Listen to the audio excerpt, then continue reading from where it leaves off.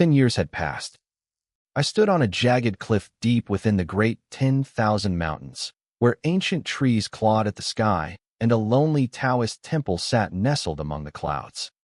My master stood before me. He looked ancient, his voice heavy with the weight of centuries. Lin Feng, 10 years have gone by. You are now invincible in the secular world. You may leave the mountain. I looked at him, my eyes burning with a decade of resentment. If you want to beat me again, just say it. The old man remained silent for a moment. Actually, I beat you for your own good, he said softly. I let out a cold sneer and didn't bother to reply. Lin Feng, do you hate me very much? He asked suddenly. I used to, I admitted. And now? Now it doesn't matter. 10 years have passed. Talking about it is meaningless. Yes, meaningless, he sighed, looking toward the horizon. How many 10-year periods does a man get? Time is a blade that cuts down even the greatest geniuses. Even someone as strong as I couldn't jump to that unreachable shore. The sun was setting, painting the clouds in shades of blood and gold. The fading light reflected off the vast forest below, beautiful and tragic. The setting sun is infinitely good, but it is near dusk, the old man whispered. Then he looked at me. Lin Feng, can you call me master just once? I lowered my head. The cold smile never left my lips. He seemed used to my silence and kept talking to himself. Lin Feng, what do you think the immortal realm looks like? Lin Feng, I want to eat dumplings. Lin Feng, my teeth hurt. The mountain grew quiet. A gentle evening breeze swept through the temple. Something felt wrong.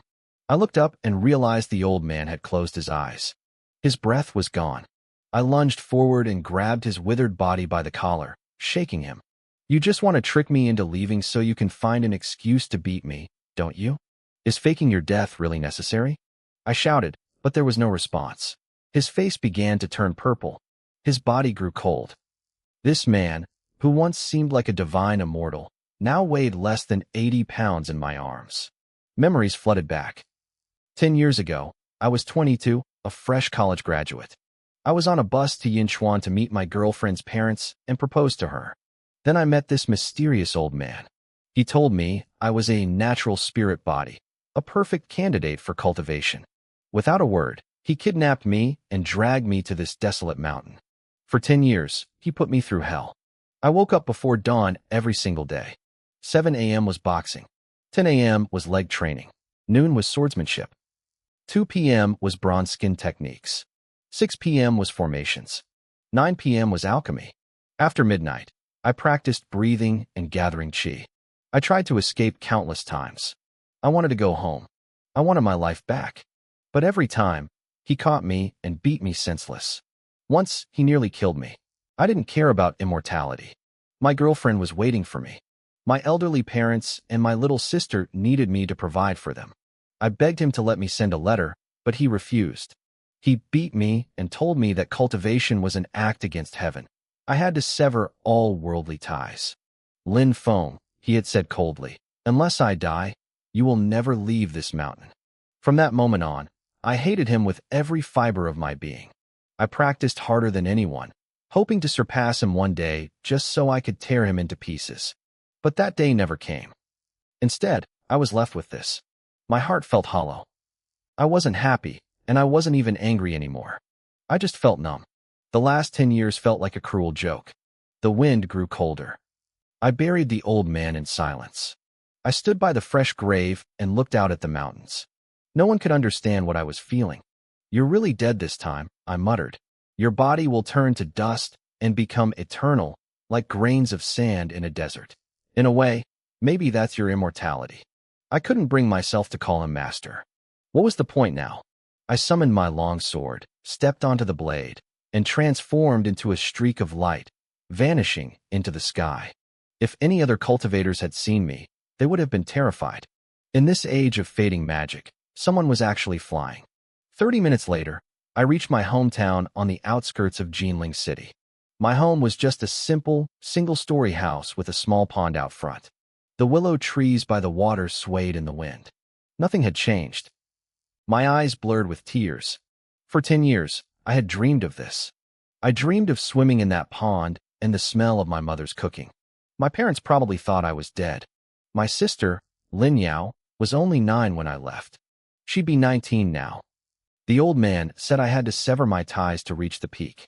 But if I lost the people I loved, what was the point of being a god? I took a deep breath to steady my heart. This was the moment I had waited for. Suddenly, a scream of pure terror erupted from inside the house. I was wrong. I don't want the compensation money anymore. Please, stop. No. My blood turned to ice. That was Lin Yao's voice. Someone was attacking my sister. I didn't just run. I moved like a blur, my body nearly teleporting toward the front door. Inside, 2 bald men with dragon tattoos were looming over a girl. They had twisted, lecherous grins on their faces. What a prize, one hissed. I didn't think this little brat would be so beautiful. This is our lucky day. Let me go, Lin Yao sobbed. Her face was swollen and red from being slapped, and blood trickled from the corner of her mouth. She fought with everything she had, but it was useless. Stop struggling, the other man laughed, pinning her down. Once we're done having our fun, we'll let you go. We'll take real good care of you. Lin Yao's eyes were full of despair. She looked like she had given up. I felt a rage so cold it threatened to shatter the world around me. I was back, and someone was going to pay in blood. My sister's eyes went cold. In that moment, I could see the weight of the last 10 years crashing down on her. She had been through hell. She'd stopped buying clothes, missed out on college because there was no money, and scraped by on every meal. While other families celebrated the new year with feasts, she had spent them curled up alone on a cold bed, praying for the winter to end. Then came the demolition notice. The company tried to cheat her because she was a girl living alone, offering her next to nothing. When she refused to sign, they sent those 2 animals to break her. As she lay there, she wondered what she had done wrong. She had tried so hard to just survive, but the world wouldn't let her. Part of me died realization that she probably wished she had died with our parents 8 years ago. It would have been easier than this. The trauma was too much. Lin Yao's eyes rolled back, and she fainted right there. The 2 men laughed, their voices oily and disgusting. That was the last sound they ever made. Boom. I kicked the door off its hinges. I moved like a bolt of lightning, my vision turning red. Seeing her like that, bruised, terrified, and broken, made my heart shatter. Die, I warned. I didn't even touch them. I swung my hand through the air, releasing a wave of raw energy. Before they could even blink, their bodies erupted into a red mist. There was nothing left of them but a memory. I rushed over and gathered my sister into my arms. I sobbed, unable to hold it back. I looked at her swollen face and her tattered clothes, and the guilt nearly choked me. I sat there for a long time, holding her until my breathing slowed. I found some clean clothes, dressed her gently, and used my powers to scrub every drop of blood from the room. I didn't want her to wake up in a slaughterhouse. I sat by her side, watching her. 10 years had changed her so much. My little sister was a grown woman now. Finally, her eyes fluttered open. The second she saw me, she scrambled back in terror. "Who are you?" she gasped, looking around wildly. "Where are those men?" "I chased them off," I said softly. I couldn't tell her I'd turned them into dust. She was a normal girl. She didn't need that nightmare in her head. But as I looked at her, a new fear gripped me. She didn't recognize me. I supposed it made sense. She was only 9 when I vanished. Now, I had long hair and the aura of someone who had walked through fire. I looked nothing like the brother she remembered. "Chase them off?" she whispered. She looked at me with deep suspicion. After a long silence, she lowered her head. "Thank you for saving me." She stayed far away from me, her back pressed against the wall. Seeing her so guarded broke my heart. I couldn't imagine how she'd survived all those years alone. "And what about my parents?" "Xiao Yao," I said, my voice trembling. "Don't you know who I am?" She squinted at me. She looked at my face, haggard, weary, but familiar. Slowly, the image of the brother from her memories began to overlap with the man standing in front of her. Her body started to shake. Her eyes turned red, and tears began to spill. "Xiao Yao," I whispered, reaching out to ruffle her hair like I used to. She flinched. She didn't jump into my arms. Instead, she swiped her hand and knocked my arm away. Her face twisted from shock into pure, burning hatred. "You have the wrong person," she snapped, wiping her eyes. "I don't have a brother." I froze. Xiao Yao, what are you saying? Don't call me that, she screamed. Our parents died, and you were nowhere to be found. Now that the house is being demolished and there's compensation money, you suddenly show up? Lin Feng, I didn't want to think the worst of you, but you are pathetic. My heart stopped. What do you mean? Mom and Dad, they were healthy when I left. You left and never came back, she sobbed. They spent every cent they had trying to find you. They died in a car accident on the road while looking for their missing son. They've been gone for years. She let out a cold, bitter laugh. 10 years of wandering the streets, and this is what you look like. Did that girl, Chen Inua, finally dump you? Is that why you're back? Because you have nowhere else to go? You're not even human. I stepped forward and grabbed her arm. Xiao Yao, listen to me. You won't believe it, but I didn't run away. I've been practicing cultivation. I was trapped in a place for 10 years. Let go of me, she shrieked. I don't want to hear your fairy tales. I won't let go, I insisted. You're my sister. Stop it. Are you trying to drive me to suicide too? I will never forgive you. Never. From the moment they died, I had no family left in this world. Don't think saving me today changes anything. She shoved me with a strength born of pure rage. I was so stunned I didn't resist. She pushed me right out the front door and slammed it in my face. I stood there in the dirt, staring at the wood of the door. The happy reunion I'd imagined was a lie. The tragedy had started the moment that old man took me to the mountain 10 years ago. I stood there for a long time, breathing in the cold air. The old man's training had turned my blood to ice, allowing me to calm my emotions even when my world was ending. I leaned against the door and spoke softly. Xiao Yao, I'm telling the truth. I was in a place I couldn't leave until today. But I'm back now, and I'm not going anywhere. I don't care about the money. You're my sister, and I'm going to protect you. No one will ever hurt you again. The door creaked open. Xiao Yao stood there, her eyes filled with a complicated pain. She clearly didn't believe a word of my cultivation story. Is there any point in saying all this? She asked. Xiao Yao, I said, my heart aching for her. You must have suffered so much. She looked away, her voice cold as stone. It has nothing to do with you. Lin Yunyao slammed the door in my face again. I heard her thud against the wood on the other side. She was leaning her back against it, her hands pressed tightly over her mouth to stifle her sobs. I knew she was crying. I knew she wanted to throw herself into my arms just like she did when we were kids, seeking comfort from her big brother. But she couldn't. Every time she looked at me, she remembered our parents. She believed I had abandoned the family for 10 years just to chase a woman, and that my disappearance led to their deaths. Now, I had shown up right when the village was marked for demolition. To her, my timing was too suspicious.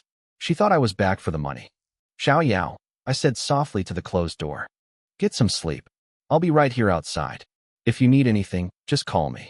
I found a flat patch of dirt near the entrance and sat down cross-legged. My mind was a mess. My parents were gone, killed in an accident while searching for me. My sister had been left all alone, suffering through years of hardship I could only imagine. I took a deep breath, exhaling the stagnant air from my lungs. Since I was back, I wouldn't let anyone bully her again. My parents were in the past. My future was protecting Xiao Yao and pursuing the path of immortality.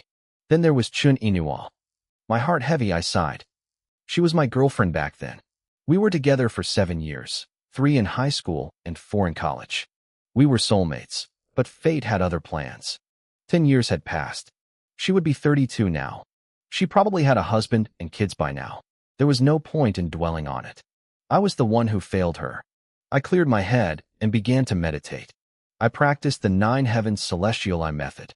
The old man who took me away always said it was a supreme technique he'd risked his life to steal from an ancient ruin. Normal people couldn't learn it.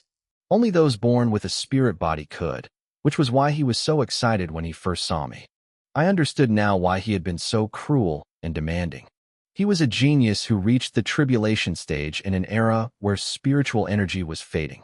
But even he couldn't beat the barrenness of this world. He died without ever reaching the celestial rank.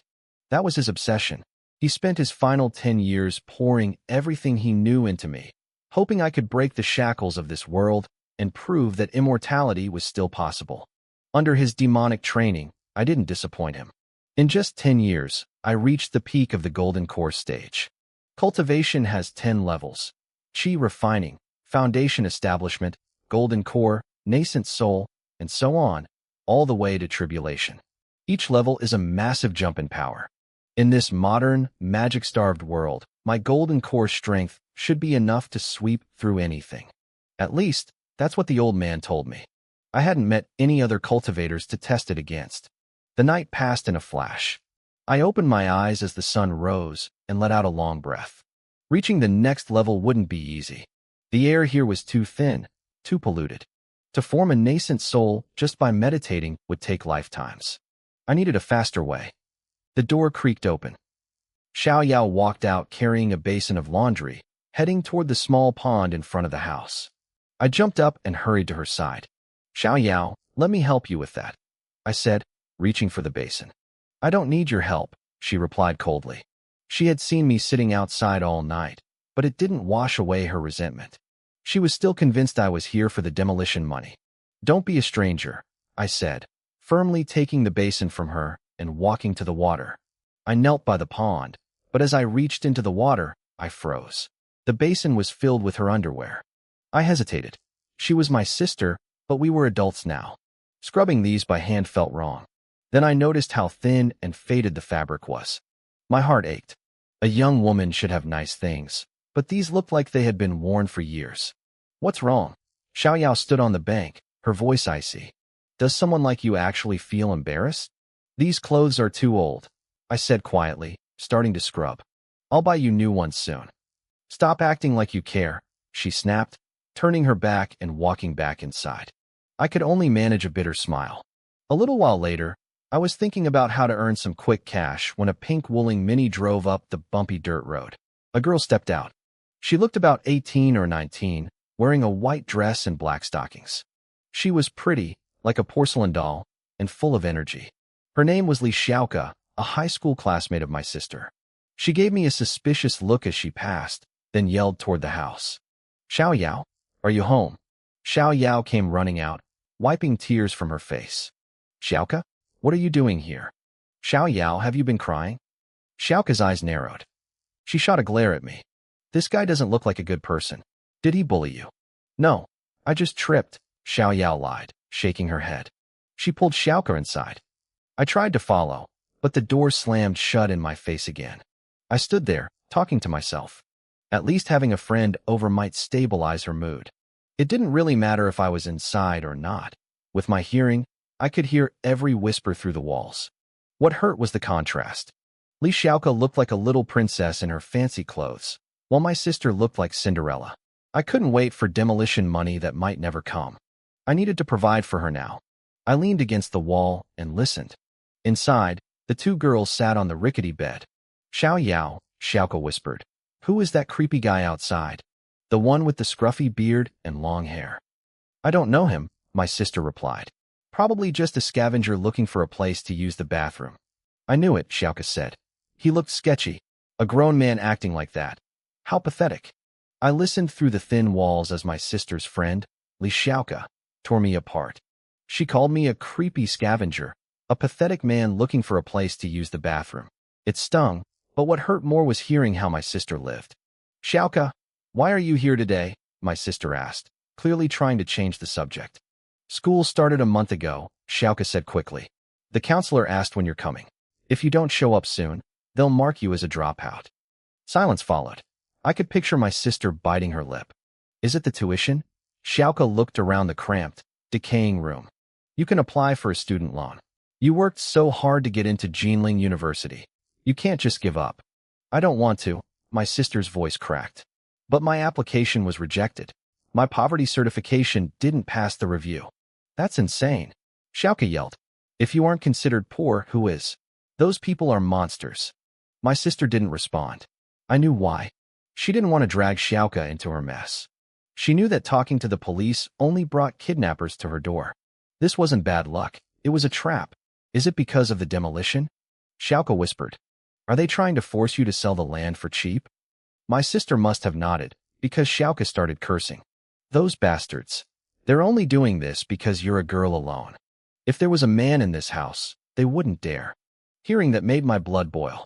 But inside, my sister just sighed. It doesn't matter. I'm not going to university. I'll just find a job. As long as I can eat, I'll survive. No, I'll ask the class to donate.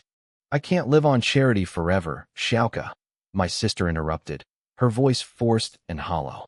Maybe seeing the world is better anyway. I couldn't take it anymore. I kicked the door open and stormed in. The two girls jumped, eyes wide with shock. No, I said, my voice low and heavy. Xiao Yao, you are going to school. Don't worry about the money. I'll handle it. My heart was breaking. I was a golden core cultivator, a man who could level mountains, yet my own sister was being bullied over a few thousand yuan. I felt a murderous rage rising in my chest. Whoever blocked her papers, whoever tried to starve her out, I wanted to tear them limb from limb. What is wrong with you? Xiaoka snapped, stepping in front of my sister. Breaking into a house is illegal. I'm her brother, I said, trying to stay calm. Xiaoka looked at my sister, confused. You said he was a scavenger looking for a toilet. My brother died 10 years ago, my sister said, her face like stone. This is just some crazy person. You heard her. Xiaoka yelled. Get out before I call the police. I took a deep breath. Xiao Yao, whether you believe I'm your brother or not, you're going to that university. Xiaoka, stay with her. I'm going to get the tuition money. I'll be back by dark. I turned and walked out before they could say another word. Behind me, I heard Xiaoka scoffing. Tuition is 5,000 yuan. Look at him. His clothes are falling apart. He thinks he can make 5,000 in a few hours? He really is insane. I didn't stop. I ran. I covered the 40 kilometers to the center of Jinling City in minutes. I could have flown, but I didn't want to draw attention yet. I needed money, and for a man with my skills, money was the easiest thing in the world to find. Alchemy, medicine, fortune-telling, protection, I knew it all. I headed to the Jianghu General Market. It wasn't the biggest market in the city, but it was the messiest. It was a no-man's land, where people sold everything from jade to fake cures. I found a clear spot on the ground and sat down cross-legged. I picked up a red brick and wrote a single line on the pavement in front of me. Asterisk renting myself out for 2 hours. I can do anything. I know everything. Price, whatever I feel like. Asterisk. Then, I closed my eyes and waited. A crowd gathered quickly. People pointed and laughed. Anything. Everything. Who does this guy think he is, a god? He's a scammer, someone shouted. A few guys came up to mock me, asking if I could cure their personal performance issues or make them taller. I ignored them. I wasn't looking for them. Across the street, a black Hummer sat idling. Inside, a group of burly men watched me through tinted glass. One of them leaned back and whispered to a middle-aged man in the back seat. Boss, this kid is too young, one of the men in the Hummer whispered. He's clearly just bragging. We're wasting time here. If we don't find a solution soon, something massive is going to happen at the construction site. The middle-aged man in the back, Wang Chong, sighed heavily. He was the chairman of a major construction group in Jinling City, and lately, his life had become a nightmare. His latest project, worth over 2 billion yuan, was being haunted. His workers were terrified. They heard children crying in the middle of the night, but when they went to check, the site was empty. As soon as they stepped back into their dorms, the wailing started again. Just last night, a worker went to the bathroom and claimed he saw a weasel standing on its hind legs, grinning at him. The creature had asked, "Hey kid, do I look like a person to you, or a god?" The worker had fled in a panic and was now bedridden in the hospital with a mystery illness. Wang Chong was desperate. He had already hired several masters, but they all turned out to be useless frauds. If he didn't fix this, he stood to lose his 10 million yuan profit margin. I heard there's a master in the south of the city, the subordinate started. Forget it, Wang Chong snapped. That old guy is a fake. I pay you people to find solutions, not to ask me what to do. You're all useless. I heard every word. My hearing was far beyond a normal human's. I saw my opening. I stood up and started shouting to the crowd. I can do anything. I know everything. I specialize in exorcisms and hunting demons. If you have trouble at home, come see me. After shouting, I immediately packed my things and pretended to leave. Little brother, wait. I smirked. Hook, line, and sinker. I stopped and turned to see Wang Chong climbing out of the Hummer. He had a square face and thick brows. carrying the aura of a man used to being in charge. But more importantly, there was a thick black mist swirling around his forehead. His luck was rotting. Most people couldn't see it, but with my spirit eye, it was as clear as day. Let me introduce myself. My name is Wang Chong, he began. My time is limited, I interrupted. Just tell me what's happening. He looked surprised, but quickly explained the situation at the site. I knew exactly what it was. Construction sites often disturb the natural energy of the land, waking up spirits or small creatures that have lived there for a long time. The weasel was likely just a creature that had gained a bit of intelligence and was playing tricks to satisfy its own ego. To me, it was a bug I could crush with one finger. I saw plenty of masters in this market, I said, testing him. Why come to me? They're all frauds, Wang Chong said coldly. Look, if you can actually handle this, I'll give you 20,000 yuan. How does that sound? Mr. Wang, it's not that simple, I said, my voice flat. This is a serious mess. If you don't fix it now, it won't just be your site that suffers. You'll be in danger too. Tell me, have you been having trouble sleeping lately? Feeling like someone is staring at you in the dark? Wang Chong's heart skipped a beat. He stared at me, his eyes wide with shock. He had felt exactly that. Eyes watching him every night, even when the room was empty. He had originally approached me out of pure desperation, but now he realized I might actually be the real deal. Little brother, what do you suggest? I suggest you pay me more, I said. Wang Chong didn't get angry. In fact, he looked relieved. In his world, talent cost money. How much? 100,000 yuan. And I guarantee the problem disappears. 100,000 was a fortune to a normal person, but to Wang Chong, it was pocket change compared to his losses. He narrowed his eyes. If you solve it, the money is yours. But if you're lying to me, I can crush you like an ant. Don't worry, I replied. I won't lie. And even if I did, you wouldn't be able to do a thing to me. Wang Chong actually laughed. He hadn't met anyone this bold in years. Fine. Follow me to the site. No need, I said, shaking my head. I took the last few coins I had and bought the cheapest brush, ink, and paper from a nearby stall. Right there on the street, I scribbled a few symbols on the paper and handed it to him. Wang Chong looked at the messy scribbles, his face turning dark. You're telling me this piece of paper is going to fix everything? Exactly, I said. Hang this at the entrance of your site. Make sure no one touches it or steals it. Leave it there for a while, and the trouble will stop. It looked like junk, but I had infused the ink with my own spiritual energy. Unless that weasel was suicidal, it would run the moment it saw the charm. Wang Chong stared at the paper, then at me.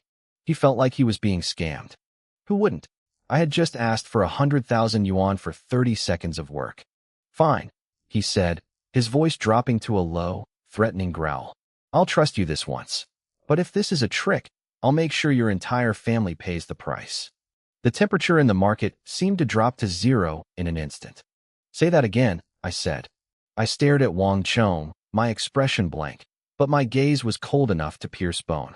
Wang Chong's bravado vanished.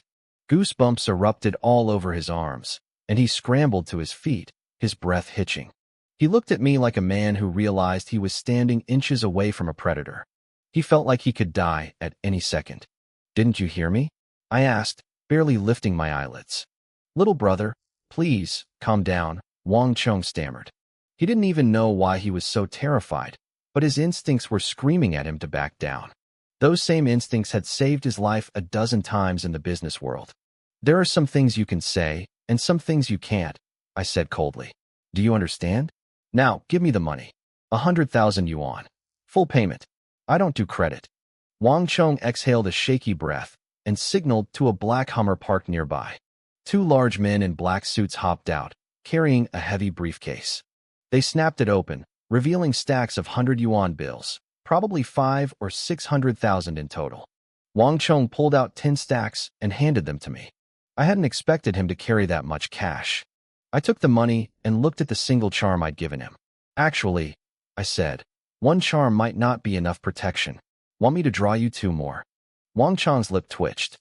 He clearly thought I was trying to milk him for more. To him, paying 100,000 for a scrap of paper was already bordering on insanity. He wasn't about to buy more. No need, he grunted. Fine, I replied, tucking the money away. But next time you want to buy one, The price won't be this low. I turned and walked away. I was satisfied. This 100,000 would solve my immediate problems. As I disappeared into the crowd, Wang Chong's eyes flickered with suspicion. I had unnerved him.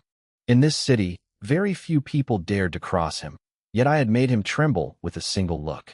Xiaolong, Wang Chong whispered to one of his subordinates. Follow him. Find out where he lives and who is in his family. I want to know exactly who this expert really is. Yes, boss. The man nodded and slipped into the shadows behind me. I headed straight for a commercial street.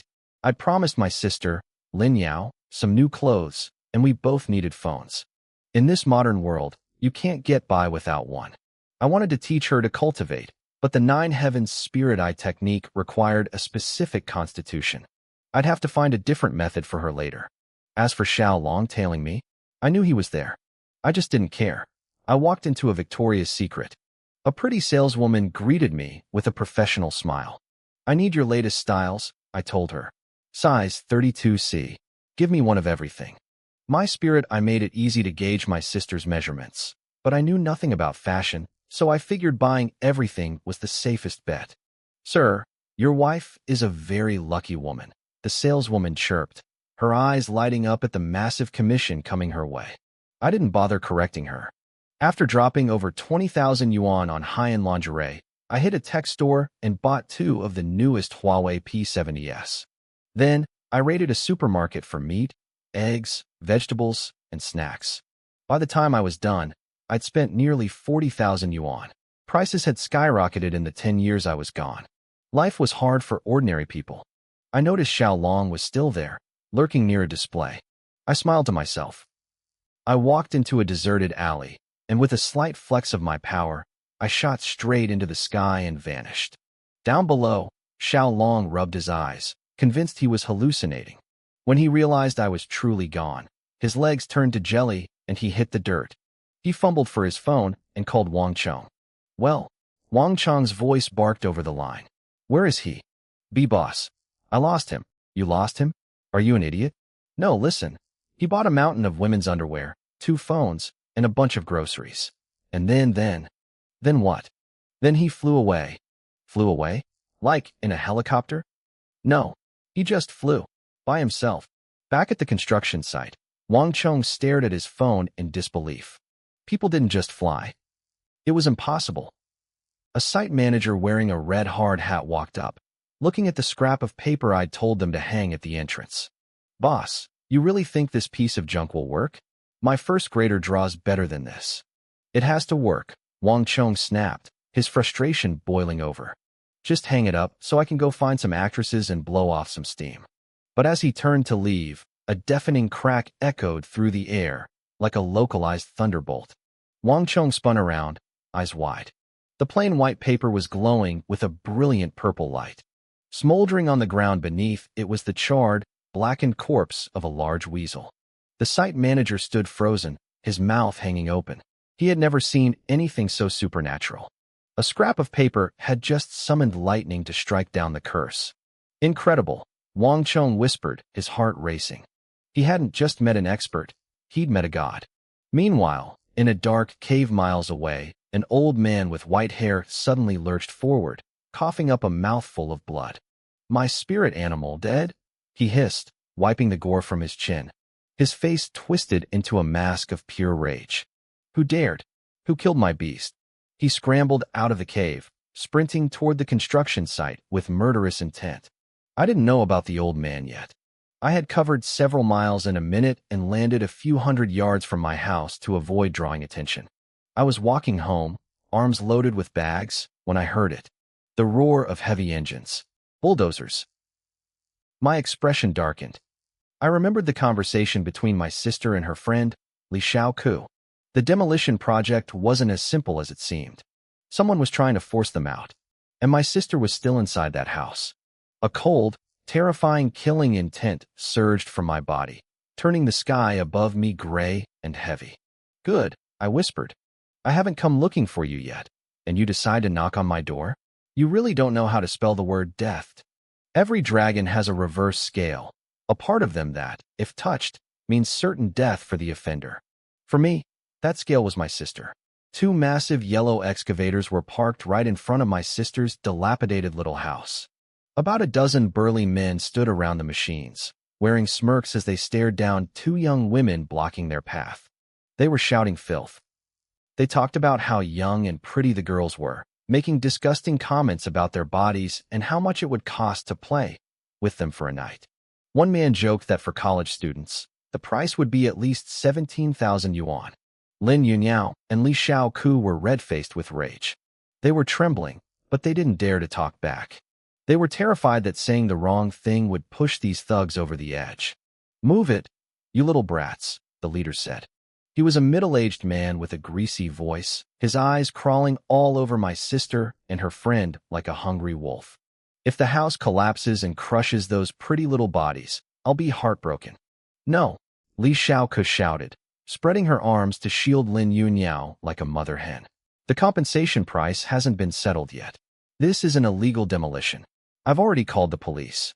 Just you wait." "Oh no, the police." The leader clutched his chest in mock terror. He turned to his men, laughing hysterically. "Did you hear that? She called the police. I'm shaking in my boots." The thugs erupted in laughter. Anyone could see they weren't afraid of the law. They had clearly bribed the right people to make sure no one would interfere today. Lin Yunyao's face was deathly pale. She took a shaky breath and whispered, "Xiaoku, this has nothing to do with you. Please, just leave." "No. If I leave, what happens to you?" Li Xiaoku shook her head, her eyes filled with worry. "You staying here won't change anything," Lin Yunyao said with a bitter, hopeless smile. "It'll only get you hurt." The leader's patience snapped. He glanced at his watch and his expression went cold. "I'm done wasting time. Get lost." "This is my home," Lin Yunyao said, her voice trembling but determined. "I won't let you touch it." "Is that so? I've seen plenty of people who claim they aren't afraid to die," the leader sneered. He waved his hand dismissively. "Grab them. Drag those two girls out of the way. If they fight back, beat them." Two thugs stepped forward, rubbing their hands together with sickening grins. They were looking forward to getting their hands on them. Li Xiaoku stepped back in fear, and Lin Yunyao felt a wave of cold despair wash over her. In that moment of absolute terror, my sister found herself wishing for a hero. For some reason, my face flashed through her mind. She wondered if I would save her if I were here. Then, she dismissed the thought. She figured I'd probably just stand aside, trembling in fear. After all, I was the brother who had abandoned the family for 10 years. She picked up a brick from the ground, gripping it tight. She was ready to die to protect her dignity. "Take one more step." A voice rang out, cold enough to freeze the air, "and you die." The sound was bone-chilling. Everyone froze. They turned to see a man with long, messy hair and a scruffy beard walking toward them. His eyes were dark and full of a heavy, suffocating gloom. "Brother?" Lin Yunyao gasped. She couldn't believe her eyes. Li Xiaoku stared at me, her mouth hanging open. I looked like a god of death descending upon the scene. The thugs recovered from their initial shock, their faces flushing with anger. They were embarrassed that they had been momentarily intimidated by a single guy who looked like some wandering artist. "Are you brain dead?" one of the thugs barked. "Get lost before I break you." I didn't say a word. I kept walking until I was standing right in front of the two men who had tried to grab my sister. "What are you looking at, trash?" the thug sneered. "Playing the hero? Get." Before he could finish, I moved. My hands shot out like lightning, gripping both their throats at the same time. I lifted them off the ground effortlessly. They kicked and clawed, but they were like little chickens dangling in my grasp. The crowd gasped. These were grown men, nearly 200 pounds each, and I was holding them up with zero effort. Lin Yunyao stared at me, her mind racing. She wondered where I had been for 10 years to become this powerful. I threw them. They flew 15 meters through the air like discarded ragdolls, slamming into the dirt with a sickening thud. They didn't move. Blood leaked from their noses and mouths. I turned my gaze toward the leader, a man they called Brother G. My eyes were like shards of ice from the deepest pit of hell. Brother G squinted, feeling a surge of genuine danger, but he didn't back down. He had a dozen men, and they all had steel knives tucked into their waistbands. He was confident that a single command would result in me being hacked to pieces. "Who the hell are you?" Brother G demanded. "You think you can mess with the Triple Mouth Hall?" Triple Mouth Hall. I searched my memory, but had never heard of them. It didn't matter. They had touched my reverse scale. And for that, there was only one price. It was normal that I hadn't heard of them. 10 years ago, I was just an ordinary kid who didn't know how the world worked. But behind me, Li Xiaoka's face went pale the moment she heard that name. "You're from the Triple Mouth Hall?" she stammered, her voice trembling with fear. Brother Ji let out a cold laugh. "Little girl, at least you have some common sense." Lin Yunyao looked at her friend, her eyes filled with worry. Are they really that powerful? Li Xiaoka took a deep breath, trying to steady herself. "I only know about them because of a girl in my dorm. Our student council president, Tan Ziming, is the son of one of their hall masters. He's untouchable. Even the school officials bow their heads and call him Young Master Tan when they see him." Lin Yunyao instinctively covered her mouth. If the son of a single hall master was that influential, how terrifying must the entire organization be? No wonder the police didn't want to get involved. She felt a wave of hopelessness wash over her. Her stubborn resistance suddenly felt like a joke. But more than that, she didn't want me to get hurt. I had saved her twice now. Even the thickest ice around her heart was starting to melt. "Lin Yuan, just let it go," Lin Yunyao said nervously. I turned around, surprised. It was the first time she had spoken directly to me. She didn't call me brother, but her tone was soft. She was worried about me. I actually felt a strange sense of gratitude toward Brother G and his thugs. Even useless trash has some value if they can help mend the relationship between me and my sister. "Let it go," Brother G sneered. "You beat my men half to death, and you think this ends with let it go? Unless you hand over 1,000,000 yuan right now, this isn't over." "You're right," I said calmly. "It isn't over. You dared to lay a hand on my sister. There is only one way this ends." I didn't hesitate. I kicked off the ground, my body launching forward like an arrow shot from a bow. With my strength, I could have wiped them out with a single wave of my hand, but I didn't want to display anything too supernatural. I didn't want to terrify my sister and her friend. "Ignorant fool," Brother G barked. He waved his hand, and 8 of his men pulled out steel knives. They charged at me with cruel grins, confident that 8 against 1 were impossible odds. Then the sound started. Thud, crack, crash. I moved through them like a ghost. I didn't use any fancy techniques, just one punch for every child that got in my way. In less than 10 seconds, all 8 men were crumpled on the ground. Bones were shattered. Blood pooled under their faces. They looked like a heap of discarded meat. "So cool," Li Xiaoka whispered. She stared at me with wide eyes, her gaze fixed on my messy beard and tired face. To her, I had suddenly transformed into a hero from an action movie. Is this really Yunyao's brother? Lin Yunyao was just as shocked. She knew I was strong from what happened the night before, but this was a different level. 1 against 8, and I hadn't even broken a sweat. Would a man like this really come back just to fight her for inheritance money? It didn't seem possible. Brother G was frozen, his heart hammered against his ribs in pure terror. This was insane. Even in the main office of the Triple Mouth Hall, there were very few people who could fight like this. "Your turn," I said, looking directly at him. Brother G tripped over his own feet as he tried to back away, eventually falling flat on his butt. He didn't even try to fight back. Don't come any closer." I stepped forward and delivered a slap that sent him flying 5 meters. He lost several teeth, but he didn't dare complain. He scrambled onto his knees and started banging his head against the dirt. "I was wrong. I'm sorry," he sobbed. "If I knew you were this powerful, I never would have touched your house." I remained expressionless and ground my boot into his face. Suddenly, Lin Yunyao and Li Xiaoka screamed in terror. "Lin Yuan, look out! Uncle, watch out!" I looked up. The driver of the excavator had lost his nerve and was swinging the massive heavy-duty bucket directly at my head. Brother G's eyes lit up with a spark of hope. He wanted to jump for joy. No matter how good a fighter I was still flesh and bone. Could I beat a machine? I didn't move. I simply reached out one hand.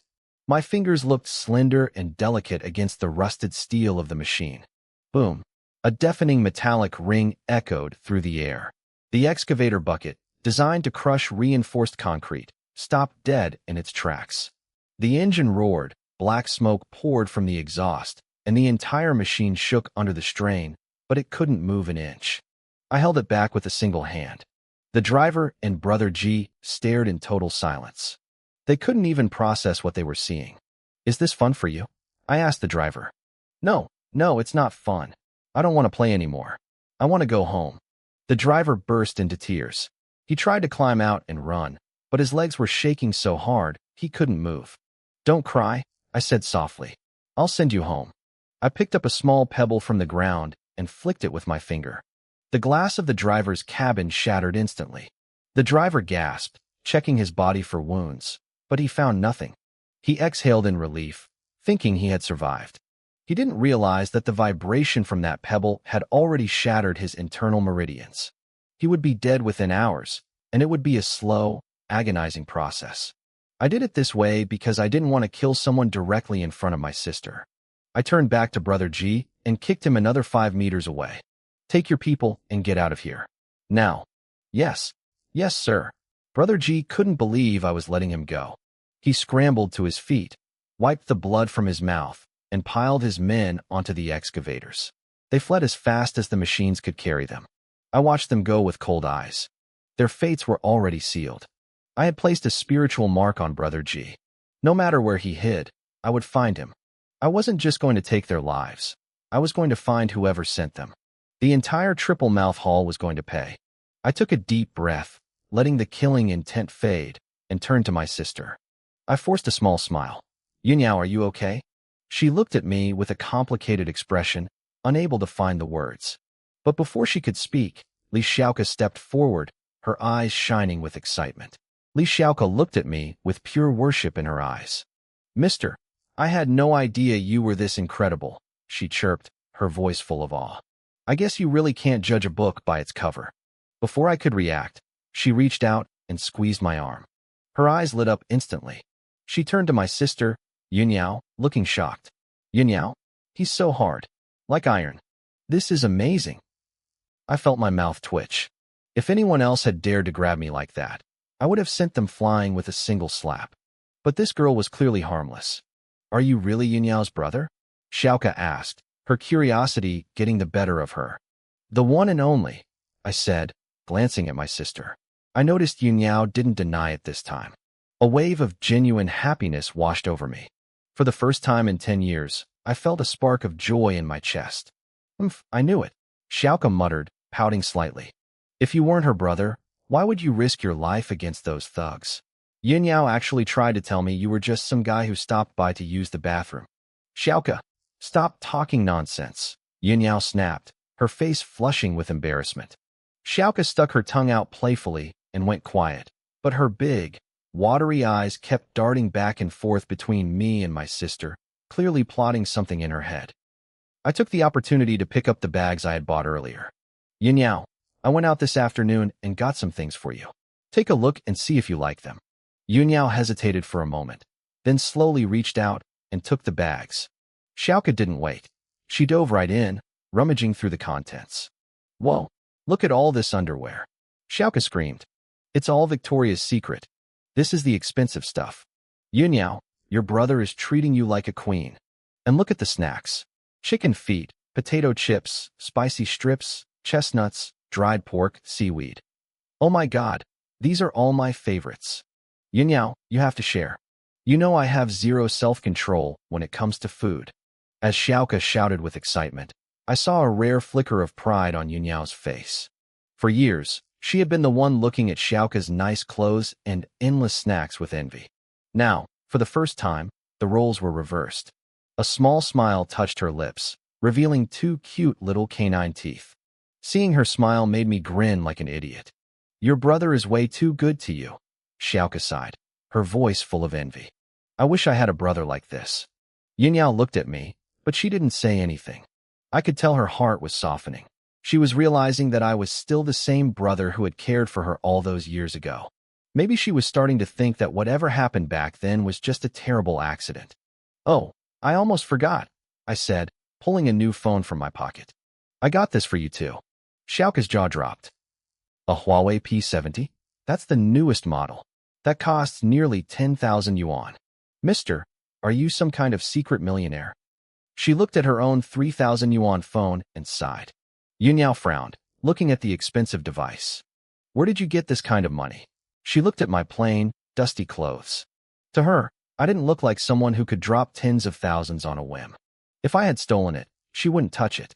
I went into the city this afternoon and met a very kind person. I lied smoothly. They saw how much I was struggling and gave me 100,000 yuan. Both girls stared at me.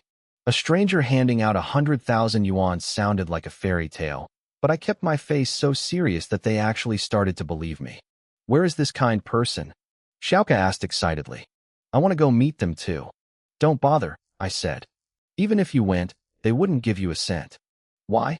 Is it because I look like a rich girl who doesn't need help? No, I replied dryly. It's because you don't know how to draw spirit charms. With Xiaoka acting like a clown, the tension finally broke. The bond between Yunyao and me was healing, even if she wasn't ready to call me brother just yet. I knew that day was coming soon. Suddenly, I felt a sharp pull in my senses. I looked toward the east. A cold, hidden killing intent flashed deep in my eyes. The spiritual mark I placed on Brother G was moving. Mister? What's wrong? Xiaoka asked, noticing my change in mood. It's nothing, I said, forcing a smile. I just remembered I have one more errand to run. You two start dinner. I'll be back soon, and we'll have a proper celebration tonight. You better be back fast, Xiaoka said proudly. I'm a fast cook, and my food is delicious. Yunyao didn't speak, but her eyes lingered on me, silently asking me to return safely. Don't worry, I'll be back in 30 minutes, I promised. I watched them walk into the house, and the moment the door closed, the smile vanished from my face. My warmth was reserved only for my sister. For everyone else, there was only ice. Has the fish taken the bait? I whispered to the wind. I stepped into a dark corner, pushed off the ground, and shot into the sky like a bolt of lightning, heading straight for the east. On the outskirts of the city, there was a magnificent villa tucked between green mountains and a flowing river. It was a perfect feng shui spot, designed to gather wealth and energy. Inside, a middle-aged man sat on a plush sofa, casually playing cards.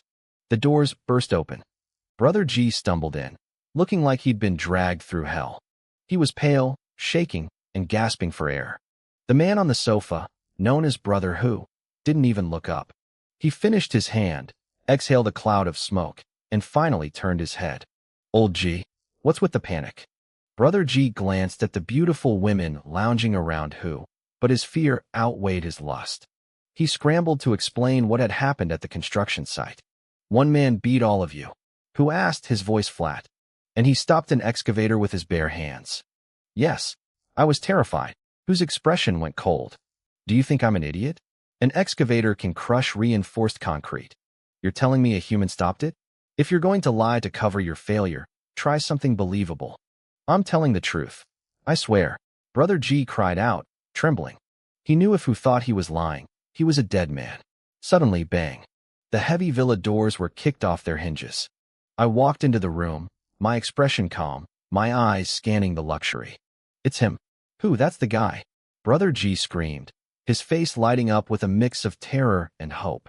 He thought that because I had followed him here, Hu's men would finish me off. Hu sat back, a cigarette dangling from his lips. He looked me up and down with bored indifference. Well, I didn't expect anyone to actually have the guts to show up here. He waved a hand. Instantly, 50 or 60 bodyguards in black suits flooded the room, surrounding me from all sides. Hu smirked at me through the smoke. Go, he told one of his men. Bring an excavator in here. I want to see this for myself. Hu wanted to see me stop a machine with my bare hands. He gave a casual wave, and one of his bodyguards sneered at me before heading toward the door to get the excavator. He didn't make it 2 steps. I slapped him so hard he flew across the room, hitting the floor with a sickening thud. He was dead before he stopped sliding. The room went dead silent. Everyone stared, their pupils shrinking in shock. They couldn't believe I had the guts to kill someone while surrounded by 50 armed men. Hu stood up slowly, his face like stone. He realized I wasn't just some random guy from a demolition zone. He asked me what path I followed, convinced I was a trained professional. I didn't answer his question. Instead, I asked him where the Sanka Hall headquarters was located. He told me he was Zheng Tianhu, the leader of their third branch. I asked him again, my voice flat and calm. He lost his patience. He didn't think one man could take on his entire crew. He barked an order, and 50 bodyguards rushed me at once, their faces twisted with murderous grins. I didn't blink. Since my sister and Li Xiaoke weren't here to see the carnage, I had no reason to hold back. I pinched my fingers together, manifesting the supreme sword secret. A 3-foot-long blade appeared in my hand out of thin air. Huga gaped, thinking it was some kind of magic trick. Then I swung the blade. A wave of invisible sword chi exploded outward. In a single flash, every single bodyguard was cut down. Blood sprayed across the gold-leafed walls, turning the luxury villa into a literal slaughterhouse. Hugu, Brother Ji, and the woman who had been lounging on the sofa collapsed to the floor, screaming in pure terror. They looked at me like I was a demon. I stepped toward Hugu. He was shaking so hard he couldn't speak. I asked him one more time where the headquarters was. He stammered that he didn't know, then fell to his knees, begging for his life. I ignored his pleas and placed my hand on his forehead. I used a soul search technique, a brutal spell that rips memories directly from the brain. It leaves the victim a complete idiot, but it's efficient. Hu Ji's eyes rolled back, foam bubbling at his mouth as he lost consciousness. I did the same to Brother Ji and the woman. It was a dead end. This organization was too secretive. These three were just low-level pawns who took orders from a man named Sidu Hao. I'd have to find him later. For now, I had something more important to do. I had to get home for dinner. I walked out of the villa and paused in the yard. I flicked my wrist toward the building, releasing a massive surge of spiritual energy. With a thunderous crash, the entire villa collapsed into a heap of rubble, burying the bodies and the blood beneath the earth. The demolition zone was pitch black, except for the dim light glowing from our small shack. I saw two silhouettes moving behind the window. All the killing intent I carried evaporated instantly. I felt a wave of softness in my chest. I hurried inside and found my sister, Lin Yunyao, and Li Xiaoke covered in soot, trying to cook. Li Xiaoke jumped when she saw me, trying to hide a plate of charred, black lumps behind her back. Yunyao was more successful, holding a plate of braised fish that actually looked delicious. I asked if they needed help, but Li Xiaoke pushed me out of the kitchen, looking embarrassed. Soon, dinner was served. There was fish, greens, seaweed soup, and Li Xiaoke's special black ribs. They looked like charcoal. I picked one up and took a bite while the girls watched me. Li Xiaoke was defensive, claiming they tasted better than they looked. I chewed slowly and nodded. I told her they were actually quite good. They didn't believe me. They both took a bite and immediately spat the food out, coughing and complaining about how bitter it was. They thought I was playing a joke on them.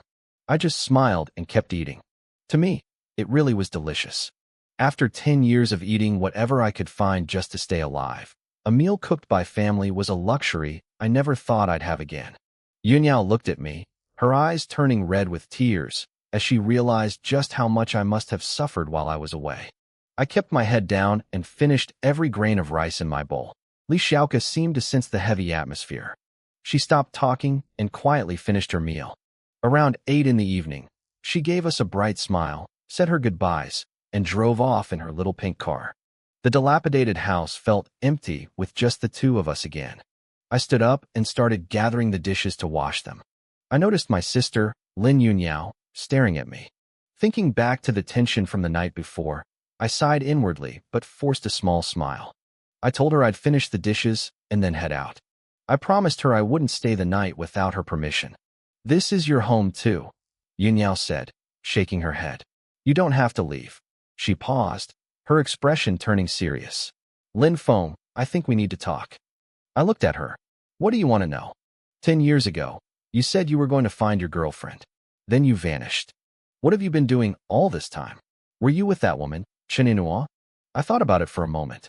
There was no point in lying anymore, even if the truth sounded insane. "I was practicing cultivation," I said. "I didn't have a choice. I was forced into it." Disappointment washed over Yunyao's face.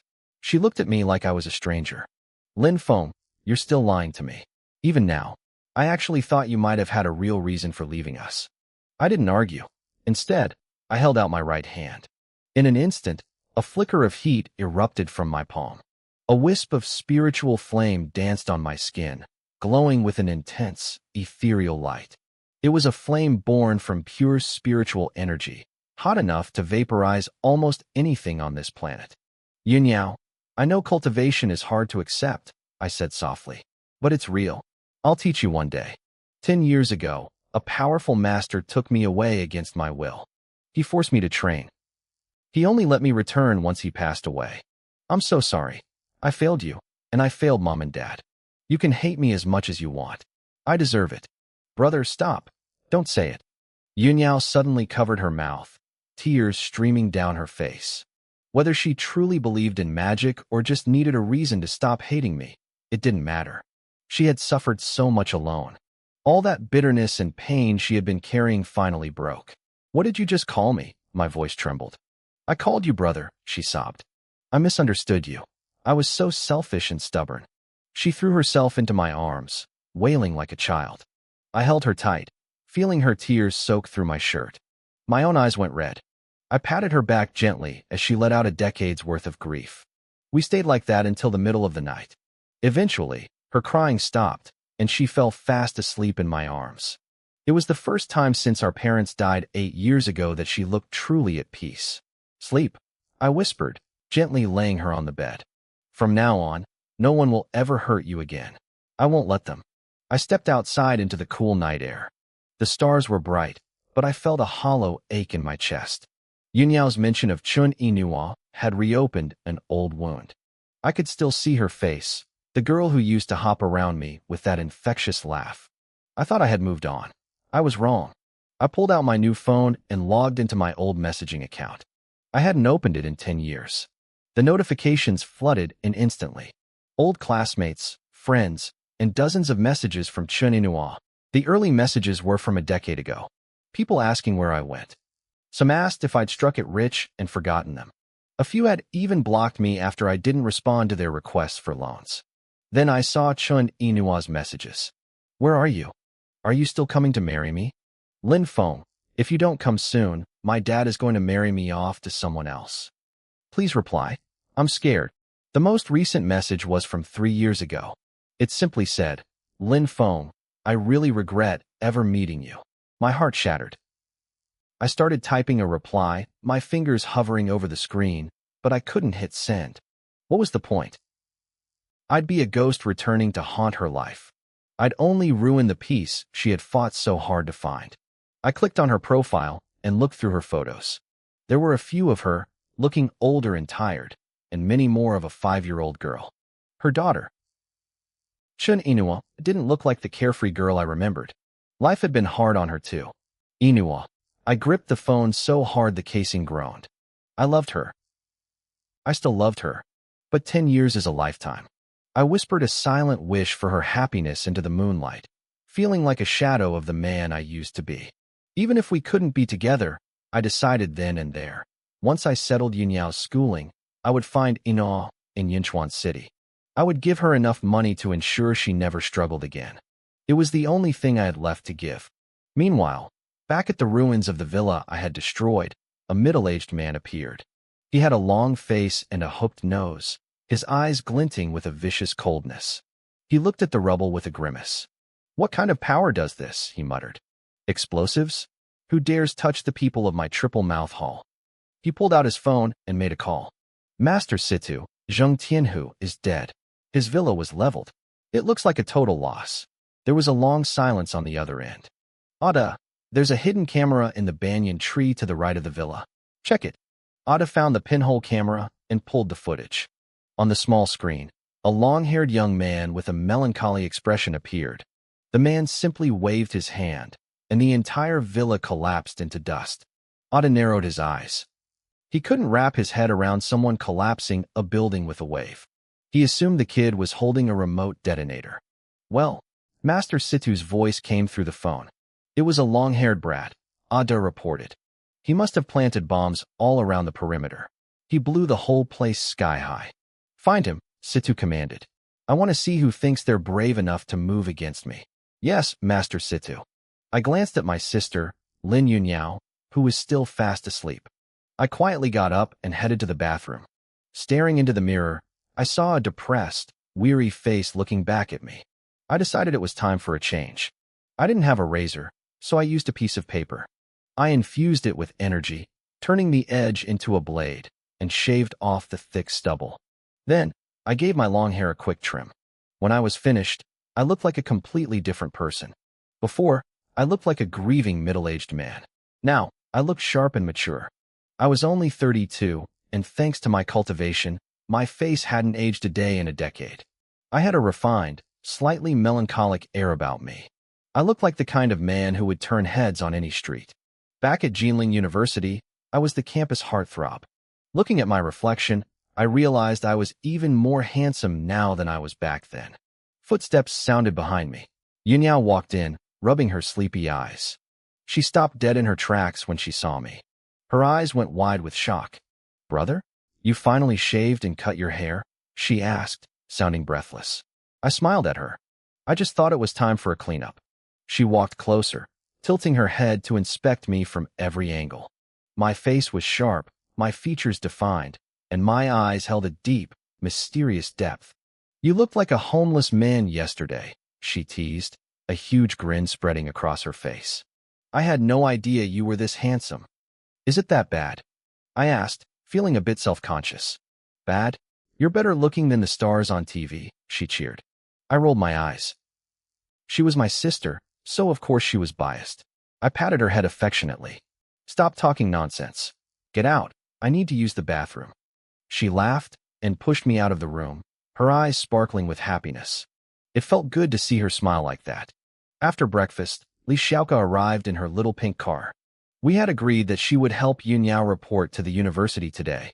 The moment Xiaoka stepped inside and saw me, she froze. Her eyes literally turned into hearts. "Whoa, Yunyao, you were hiding a masterpiece in here?" Xiaoka squealed. She looked like she was about to drool. "Who is this gorgeous man? Why haven't I met him?" My lip twitched. "Xiaoka, it's me. Uncle," she gasped, clutching her chest. Yunyao giggled. "Told you he was handsome under all that hair." "Uncle," Xiaoka screamed, charging at me like a hungry tiger.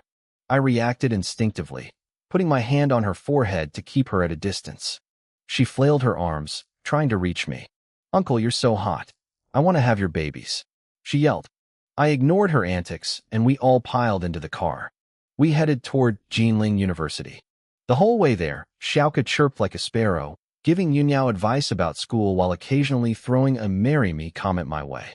I didn't take it seriously. That was just her personality, wild and playful. 40 minutes later, we pulled up to the gates of Jinling University.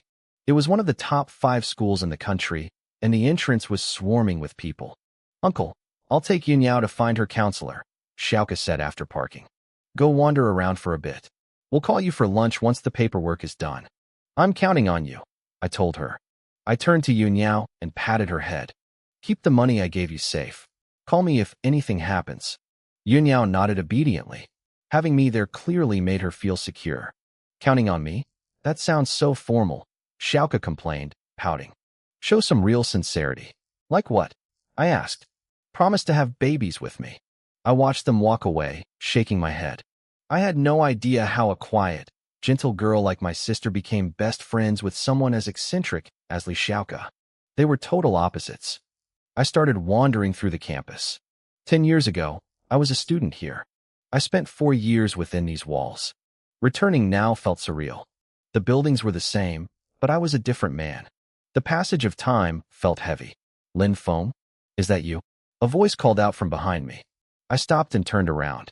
I recognized the face immediately. It was Yun Jingchu, an old classmate. We weren't close back then. In fact, we'd had a few heated arguments over basketball games. But seeing a familiar face after a decade felt strangely nice. "Long time no see, old classmate," I said, offering a small smile. "It really is you. I thought I was hallucinating," Yun Jingchu said, walking over. He looked like he was doing very well for himself. He wore an expensive Versace shirt, Armani trousers, and a gold Rolex that probably cost as much as a small house. He carried himself with the arrogance of a successful businessman. "Where have you been hiding for 10 years?" he asked, scanning me from head to toe. His smile grew a bit more condescending as he took in my simple clothes. "Nobody could reach you. We all thought you'd struck it rich and forgotten about us common folk. I noticed the mockery in his eyes, but I didn't care. To be honest, the last 10 years have been pretty rough for me. I can tell, he said, patting my shoulder like a big brother. That's why you went dark, right? Look, if you need help, just ask. I run a listed company now. I can get you a job as a janitor. 5,000 yuan a month. It's enough to keep you fed. Thanks, but I don't need that right now, I replied politely. I knew he was just showing off, trying to feel superior. I just smiled and let it slide. 10 years changes everyone. People grow up, start families, and build careers. And apparently, some people just grow up to be obsessed with who ended up on top. I could understand why he felt so confident. The economy wasn't like it was 10 years ago. Jobs were scarce, and even a cleaning position at his company probably had a line of applicants out the door. He kept his arm around my shoulder, acting like he was doing me a huge favor just by talking to me. I'm only saying this because we're old classmates, Yin Jingchu said, his voice dripping with fake warmth. I was about to respond when a soft voice drifted over from a distance. Yin Jingchu? Who are you talking to? I looked up and saw a striking figure walking toward us. She wore an off-the-shoulder cream-colored dress that hugged her curves in all the right places. Her legs were long and straight, and she carried herself with the elegant, mature charm of a successful professional. She was clearly another elite member of the business world, drawing stares from every man she passed. Schwanger. Come here, look who I ran into. Yun Jingchu shouted, his smile widening as he beckoned her over. The woman approached with a curious expression. When her eyes landed on me, she gasped, covering her mouth with her hand. Her eyes were full of disbelief. Lin Feng? Is it really you? Zhao Schwanger. It's been 10 years. I hope you've been well, I said, offering a small smile. Zhao Schwanger had been our class monitor and a leader in the student council. Back in the day, she was the dream girl for half the guys in school. But she had a secret that nobody else knew. She used to have a massive crush on me. She had even pursued me, but I was with Chun Inua at the time, so I had turned her down. Seeing her now brought back a flood of old memories. My God, where have you been? She asked, her voice playful. She reached out and gave my chest a light, friendly punch with her small fist. We couldn't get a hold of you at all. We thought something terrible had happened. Just a few unexpected setbacks, I replied, keeping my expression neutral. Zhao Schwanger looked like she wanted to ask more, but Yun Jingchu cut in with a smirk. Schwanger, don't press him. Look at our old big brother Lin now. You can guess what kind of setbacks he had. I just offered him a job, but he turned me down. Zhao Schwanger's expression shifted. She took a long, hard look at me, at my tired face and my old, worn-out clothes. The playful light in her eyes faded, replaced by something complicated. Back at Jinling University, I was the star of the campus. I was the school grass, the handsome guy every girl adored and every teacher favored. She used to blush just saying a single word to me. But time changes everything. She wasn't that starstruck girl anymore. She had spent years climbing the corporate ladder, and now she valued connections, wealth, and status above all else. She didn't look down on me openly, but the warmth in her voice vanished. Lin Feng, if you're out of work, you should really consider Jingchu's help, she said, her tone professional and distant. Jobs are hard to find these days. There's no point in suffering just to keep your pride. I'll think about it, I said quietly. I felt a small pang of regret. Some people and some feelings belong in the past. Once they're gone, you can never really get them back. I decided to change the subject. So, what brings you two back to campus today? The school is selecting outstanding alumni, Yin Jingchu replied, unable to hide the pride in his voice. The head teacher contacted us to represent our class. Jinling University was one of the top 5 schools in the country. To be chosen as an outstanding alumnus meant you were either a leader in your industry or worth hundreds of millions. They had clearly done very well for themselves. Anyway, the teacher is waiting for us, Zhao Schwanger said, waving a hand dismissively. We should go. Maybe we'll catch up again sometime. She didn't even wait for a response before turning away. Seeing my current state, she clearly had no interest in wasting any more time on me. Right, I almost forgot. We can't keep them waiting, Yun Jingchu added with a smirk. I watched them walk away and shook my head. If they had treated me like an old friend, I wouldn't have minded sharing a bit of my good fortune with them.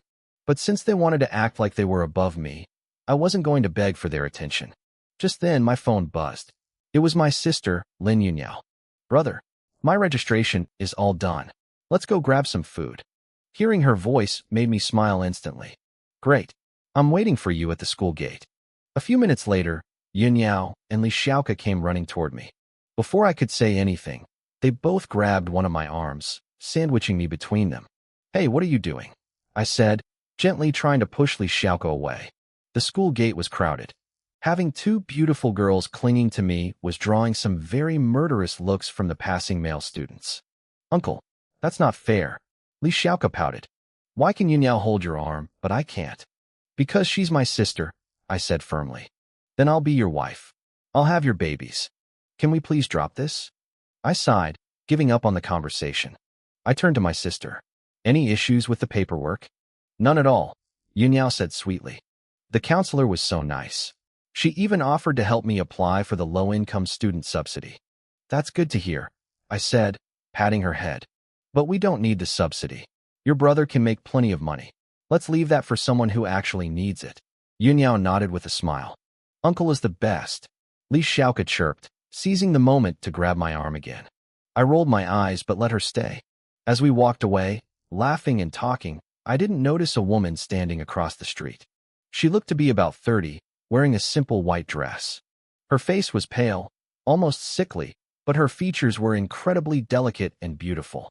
She was holding the hand of a small girl, about 5 or 6 years old, who was dressed in a worn-out princess skirt. The little girl had big, doll-like eyes and long, curly lashes. They stood there, frozen, staring at us. Mommy, what's wrong? The little girl asked softly. The little girl looked like a porcelain doll, but when she spoke, her expression stayed wooden. Her words were slurred and mumbled, barely audible. Her name was Lin Lianlian. It's nothing, baby, her mother, Chen Ina, said, forcing a faint smile onto her pale face. Mommy was just thinking about what to cook for you tonight. Chen Ina carried a shopping bag in one hand and scooped the little girl up with the other. She turned away quickly, heading down the street. The moment her back was to us, silent tears began to stream down her face. She rested her chin on her daughter's shoulder, letting the heavy droplets fall. For years, she had ignored her parents' warnings and traveled all the way from Yunchuan to Jinling. She had been searching, desperate to find the man whose image was burned into her mind. Everyone told her Lin Feng had disappeared, that he was probably dead. But as long as there was no body, she refused to give up hope. She hadn't expected to find me like this. Seeing me now, the heart she had kept guarded for so long finally shattered. Lin Feng, you didn't disappear. You aren't dead. You just spent all these years chasing 18-year-old girls. In that moment, Chun Inua felt a cold, hollow despair. She was done. All she wanted was to leave this city and go back to her hometown. I felt a strange prickle at the back of my neck, a sudden sense of unease. I frowned and looked up, catching a glimpse of a gaunt, frail-looking woman carrying a child. They disappeared around the corner of the street. Brother? What is it? Yunyao asked, noticing my gaze. It's nothing, I said, shaking my head. That woman with the child? She seemed strange. I thought I heard her crying. It was faint, but I could feel a heavy sense of grief coming from her. Maybe she's just having a hard time, Yunyao whispered. Li Xiaoka looked in the direction they had gone, her expression softening with pity.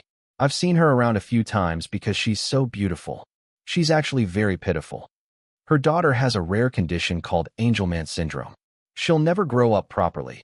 She has a permanent intellectual disability, and they say most kids with it don't live past 20. There's no cure.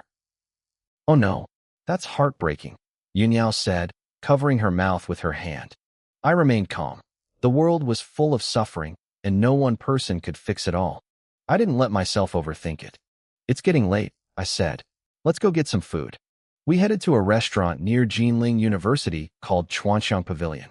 It was a well-known spot famous for its Sichuan and Hunan cuisine. It wasn't just about the food. The atmosphere was high-end, a classic establishment in the area. My friends told me this place is expensive, Li Xiaoka whispered as we approached. It's like 1,000 yuan per person. Even though her family was well off, she rarely ate at places like this. Usually, A 200 yuan meal was a luxury for her. That much? Yunyao gasped. Maybe we should go somewhere else. Food is food, right? No, we're staying, I said with a smile. It's your first day of school. We need to celebrate. Besides, 1,000 yuan is pretty standard. It's not that much. I remembered coming here a few times back in my college days with the school faculty. I missed the taste of their dishes. As we walked in, a polite waitress led us to a table in the main hall and handed us the menus. Order whatever you want, I told the girls. Don't worry about the price. Money wasn't an issue for me anymore. As long as I wanted it, I could make a fortune whenever I needed to. While they looked over the food, I scanned the room. The old wooden structure I remembered had been renovated. It was all rosewood carvings now, understated but incredibly luxurious. Suddenly, I heard a group of people entering. It was a crowd of university officials, and right in the middle of them were two familiar faces, Yun Jingchu and Zhao Shuanger. They were laughing and chatting, looking completely at ease. I kept my face neutral. Given how our last interaction went, I had no intention of saying hello. But Yun Jingchu's eyes lit up the moment he saw me. He walked straight over. Lin Feng, what a coincidence, he said, beaming. We just parted ways, and here we are again. His eyes shifted to Yun Yao and Li Xiaoka, and I saw a flash of jealousy cross his face. Back in college, I was the golden boy, the campus god every girl wanted. 10 years later, even though I looked like a broke loser to him, I still had two beautiful girls by my side. It clearly rubbed him the wrong way. Yeah, quite a coincidence, I replied, my tone flat. Yun Jingchu noticed my lack of warmth, but he didn't seem to care. In his mind, we lived in two different worlds now. He was the chairman of a listed company. I was a nobody. Why would he care what a commoner thought? Chairman Yun, who is this?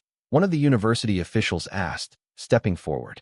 Zhao Shuanger followed behind him, her gaze cool and distant, as if I were a complete stranger. Vice President Wang, this is my old classmate, Lin Feng. Yun Jingchu introduced me with a smirk. An old classmate? So he's an alumnus of Jinling University? Wang Tiangao asked, surprised. Oh, absolutely, Yun Jingchu said, his voice dripping with mock praise. He was a legend back then. Everyone called him the campus heartthrob. Is that so? Wang Tiangao said, warming up. Since you're one of our own, why don't you join us for lunch? Since the vice president invited you, Lin Feng, you should come to our private booth, Yun Jingchu added, his smirk widening. It'll save you some money. I know the prices here can be a bit steep for some. I knew exactly what he was doing. He wanted me there as a prop. At a table full of successful alumni and donors, he would be the star. Having me there, the former legend turned failure, would feed his ego perfectly. No thanks, I said, shaking my head. There are 3 of us. It's not convenient. That's fine. They can come too, Yun Jingchu said, his eyes lingering on Yun Yao and Li Xiaoka. They looked young and innocent, and I saw a predatory glint in his eyes that he tried to hide behind a smile. My booth is big enough for everyone. He was clearly thinking about something disgusting. I didn't give him a chance to finish the thought. I said it's not convenient. I snapped, my voice turning cold. Didn't you hear me? Yun Jingchu's eyes narrowed. He clearly hadn't expected me to talk back. In his eyes, he was doing me a massive favor by offering me a free meal, and I was being ungrateful. Lin Feng, I get it, he said, his voice full of fake sympathy. I know life hasn't been kind to you, and seeing me so successful is probably hard. I know you might feel a little unbalanced inside, Yun Jingchu said, his voice dripping with fake sincerity. But as an old classmate, I truly want us to get together. You aren't still holding a grudge over what happened back then, are you? We had our friction, but that's in the past. There's no need to keep it in your heart. The school officials surrounding him looked impressed. Look at that, one of them whispered. That's the grace of a CEO.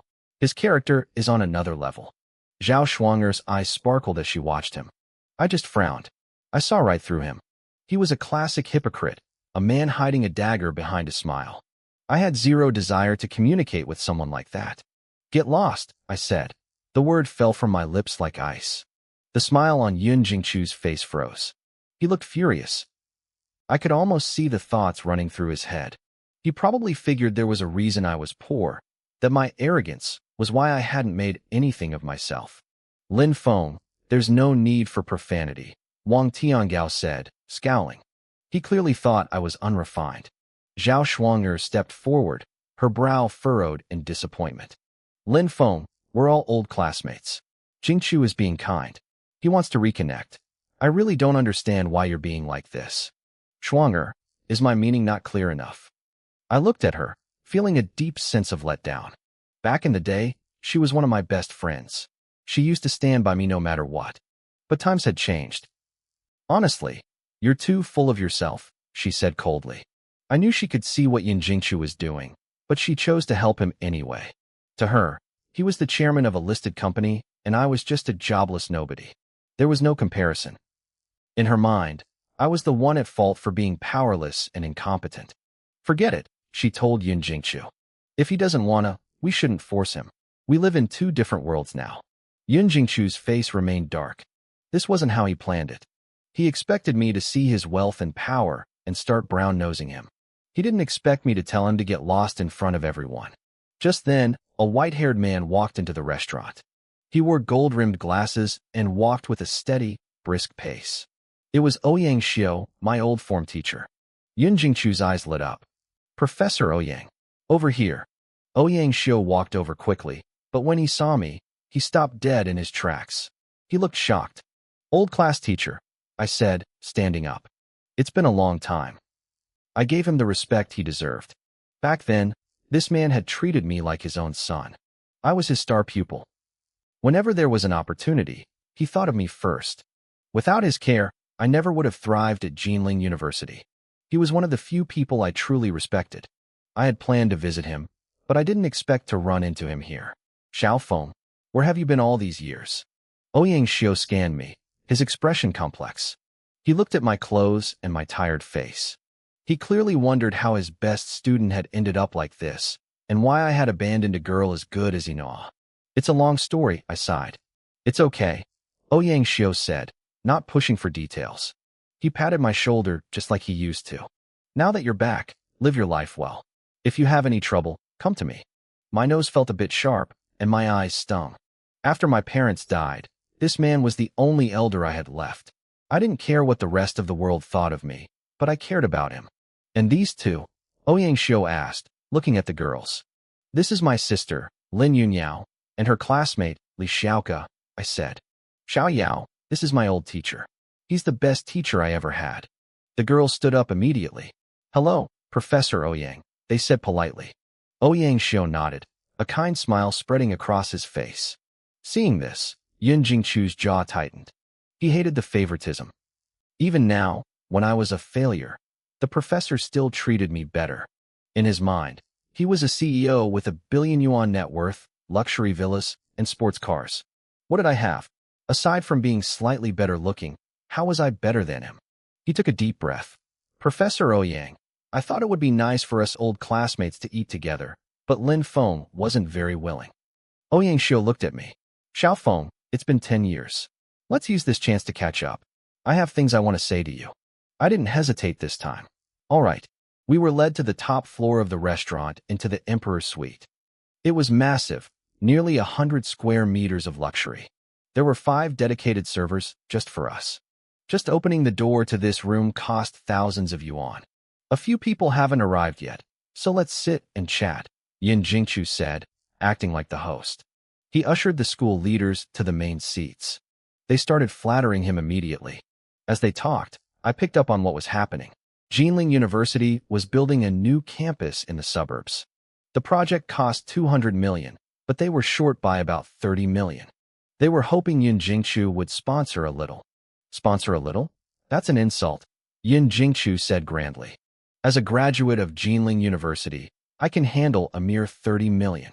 Director Yun is so generous. Wang Tiangao beamed. I knew this wouldn't be a problem for you.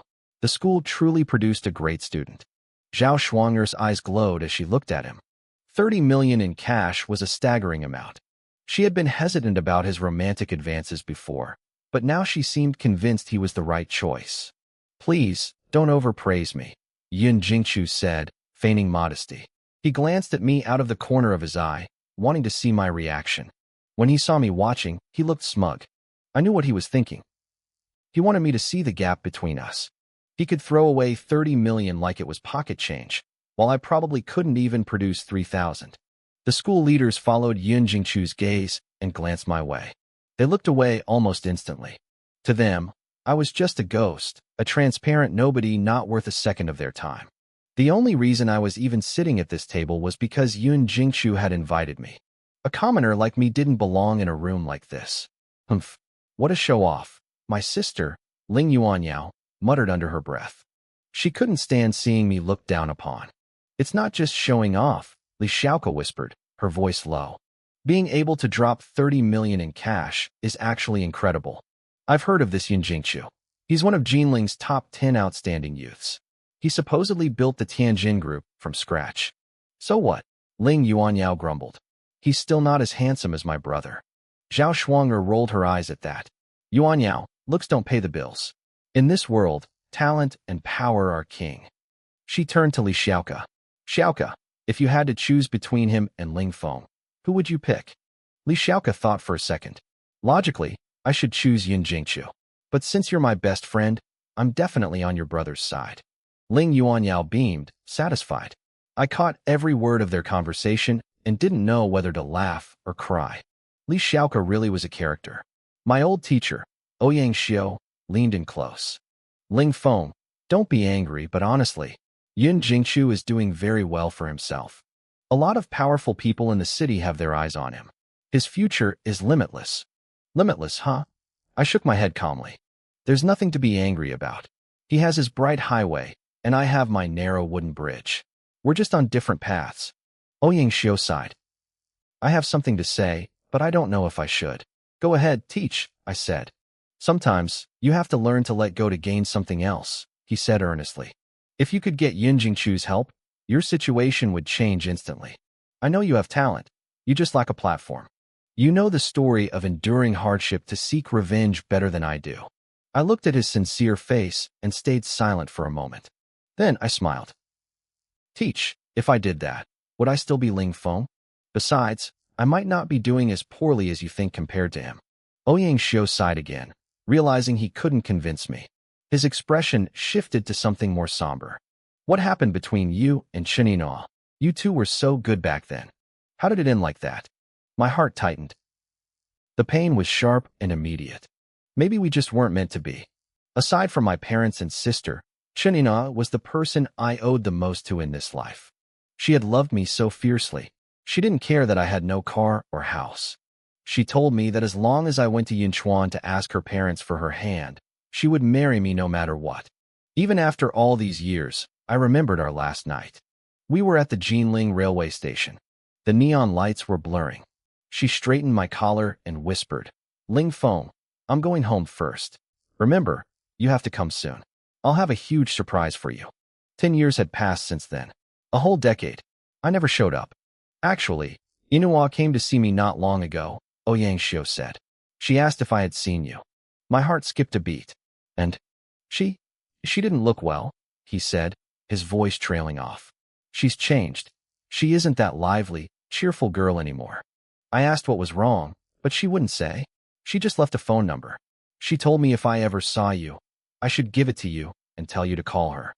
Ouyang Xiao pulled out a pen and paper, scribbled down a number, and handed it to me. I stared at the digits, a storm of emotions swirling in my chest.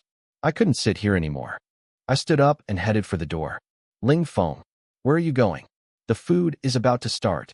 Yun Jingchu shouted. He had been watching me the whole time. If I left, who was he going to show off to? But I didn't even turn around. I ignored him completely and walked out of the suite. Yun Jingchu slammed his fist onto the table. His face twisted with rage. He wanted to call a mob right then and there to stomp me into the dirt. To him, I was a cockroach, a piece of trash. How dare I ignore him twice in one night? Director Yun, he's just a nobody. Don't let him ruin your mood, a minor official said quickly. Jingchu, you and Ling Feng live in two different worlds now, Zhao Shuang'er added softly. He's not worth your attention. Yun Jingchu forced a smile back onto his face. You misunderstand. I'm just worried I haven't been a good host. Ling Feng might be struggling mentally, but I value our old friendship. I don't want him to lose face. But beneath the smile, his eyes were cold. I had crossed him for the last time. As soon as they looked away, he pulled out his phone and sent a quick, silent text. I found a quiet corner in the hallway and dialed the number on the paper. I had to face this. If Chun Inua was really suffering, I would find her. I would win her back. I was the one who failed her, and I would make it right. The phone rang. A woman answered, her voice raspy and thin. Hello. It didn't sound like a 30-year-old woman. It sounded like someone who had been broken by the world. It's me, I said, my voice trembling. Inua, it's Ling Feng. I'm back. There was a long, suffocating silence on the other end. Then, the line went dead. I called back immediately, but she didn't pick up. I stared at the screen, a bitter taste in my mouth. Inua. Miles away, in a dark, cramped basement, Chun Inua sat on a thin mattress, clutching an old phone. Tears streamed down her face in silence. If she had heard my voice yesterday, she might have screamed at me. She might have asked where I had been for 10 years. But earlier that day, she had seen me at the mall, laughing and hugging two young girls. Her heart had turned to ash. She didn't have a reason to believe in me anymore. She walked to a cracked mirror and looked at her reflection. Her face was pale and sickly. She looked exhausted, haunted by a decade of hardship. She felt like a fool. She had been a beautiful girl from a wealthy family, the envy of everyone, and she had thrown it all away for a love that had vanished. Her life was a mess of broken pieces. Mama, Mama, a small girl woke up from a nap, whimpering. She had big eyes and long lashes, as beautiful as a doll, but her expression was blank and wooden. Mama's here. I'm right here, Chun Inua whispered, pulling the child into her arms. Once the girl calmed down, Inua picked up her phone and dialed a different number. When the call connected, she spoke in a broken voice. Mom, I was wrong. I want to come home tomorrow. Inua, her mother's voice gasped. You finally come to your senses? The woman on the other end of the line told Inua not to blame her father. She said he only froze her bank accounts because it hurt him to see her suffering. He wanted her to give up on her stubbornness and come home. Then, she mentioned the Jiang family. They were a powerful, elite clan in Jinling. Years ago, my mother had tried to arrange a marriage between Inua and one of the Jiang's sons. Now, Inua's brother was planning a trip to the city. My mother wanted her to seek help from the Jiangs and then return home with her brother. Inua remained silent for a long moment. Before today, she would have fought back. Now, it didn't seem to matter anymore. She agreed. After she hung up, the exhaustion on her face vanished, replaced by a mask of cold stone. She swore to herself that from this day on, no one would ever bully her or her daughter again. I walked back into the private dining room with a heavy chest.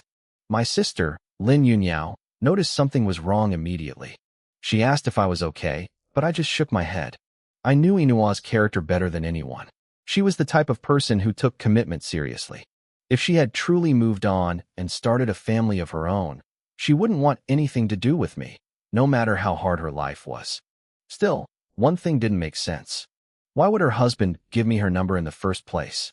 Ouyang Xiu asked me what she said. I told him the truth. She said one word and hung up. I sighed, trying to push the pain away. I told him that some things are better left in the past. Forcing a connection would only hurt us both. Ouyang Xiu nodded. As my old teacher, he knew there were some wounds he couldn't heal. As the night went on, more people filled the room. School leaders and construction officials arrived, and every single one of them swarmed around Yun Jingqiu. They flattered him and begged for his time, calling him a credit to the university. Yun Jingqiu soaked it all up. He puffed out his chest, clearly enjoying the worship of his former superiors. It was the ultimate ego boost. Suddenly, Wang Tiangao looked over at me with a sneer. He praised Yun Jingqiu for being generous, then took a sharp dig at me. He called me narrow-minded and useless, mocking me for putting on airs when I had no talent to back it up. The room went quiet. The newcomers looked at me with confusion until someone whispered the details of our earlier spat. They immediately looked away with disdain. To them, I was just another person with a high ego and a low-class life. I wasn't worth their time. My sister couldn't stand it. She jumped to my defense, asking Wang Tiangao how he could speak to me like that. Her friend, Li Xiaoka, tried to pull her down, terrified of the consequences. Wang Tiangao was the vice principal of Jinling University, and they were just students. Wang's face darkened as he stared at Yunyao. Li Xiaoko apologized on her behalf, claiming she was just young and impulsive. But Wang wasn't finished.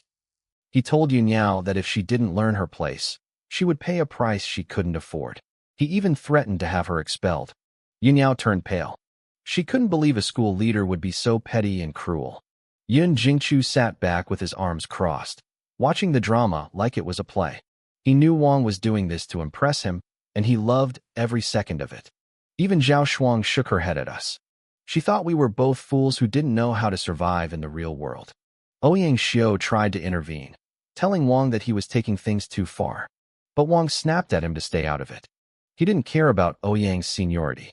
He was the one with the power. He looked at me and called me a waste of space again.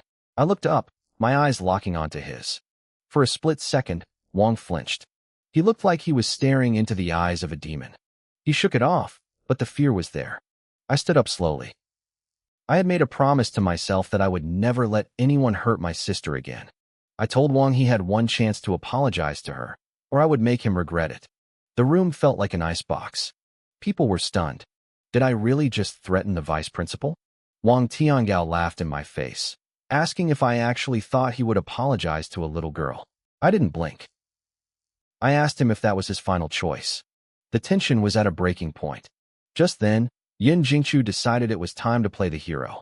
He stood up, walked over, and patted me on the shoulder with a smug grin.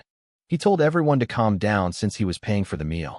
Then he looked at Wang and asked him to drop it for his sake, since I was his old classmate. Yin Jingchu looked around the room, acting like the bigger man. He said that since my sister was like his own sister, he would let it go because I was his old classmate. Wang Tiangao shrugged his shoulders, pretending he didn't care.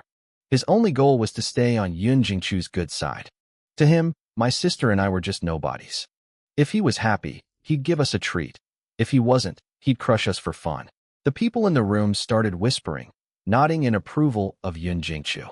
They thought he was incredibly noble for showing such grace after I had ignored him all night. They said it was no wonder he was one of the city's top 10 outstanding youths. Zhao Shuang called out from the side, telling me I should thank him. She said if it wasn't for him, I'd be in serious trouble. Yun Jingchu gave a modest smile, but his eyes were locked on mine. He was waiting for me to bow my head and thank him. The room went quiet, expecting a humble apology. Instead, I stepped forward. My hand blurred through the air. A loud crack echoed as I slapped Yun Jingchu right across the face, sending him flying backward. The room froze. I didn't even look at him as he hit the floor. I turned my cold gaze back to Wang Tiangao. I told him he had exactly 10 seconds to apologize to my sister.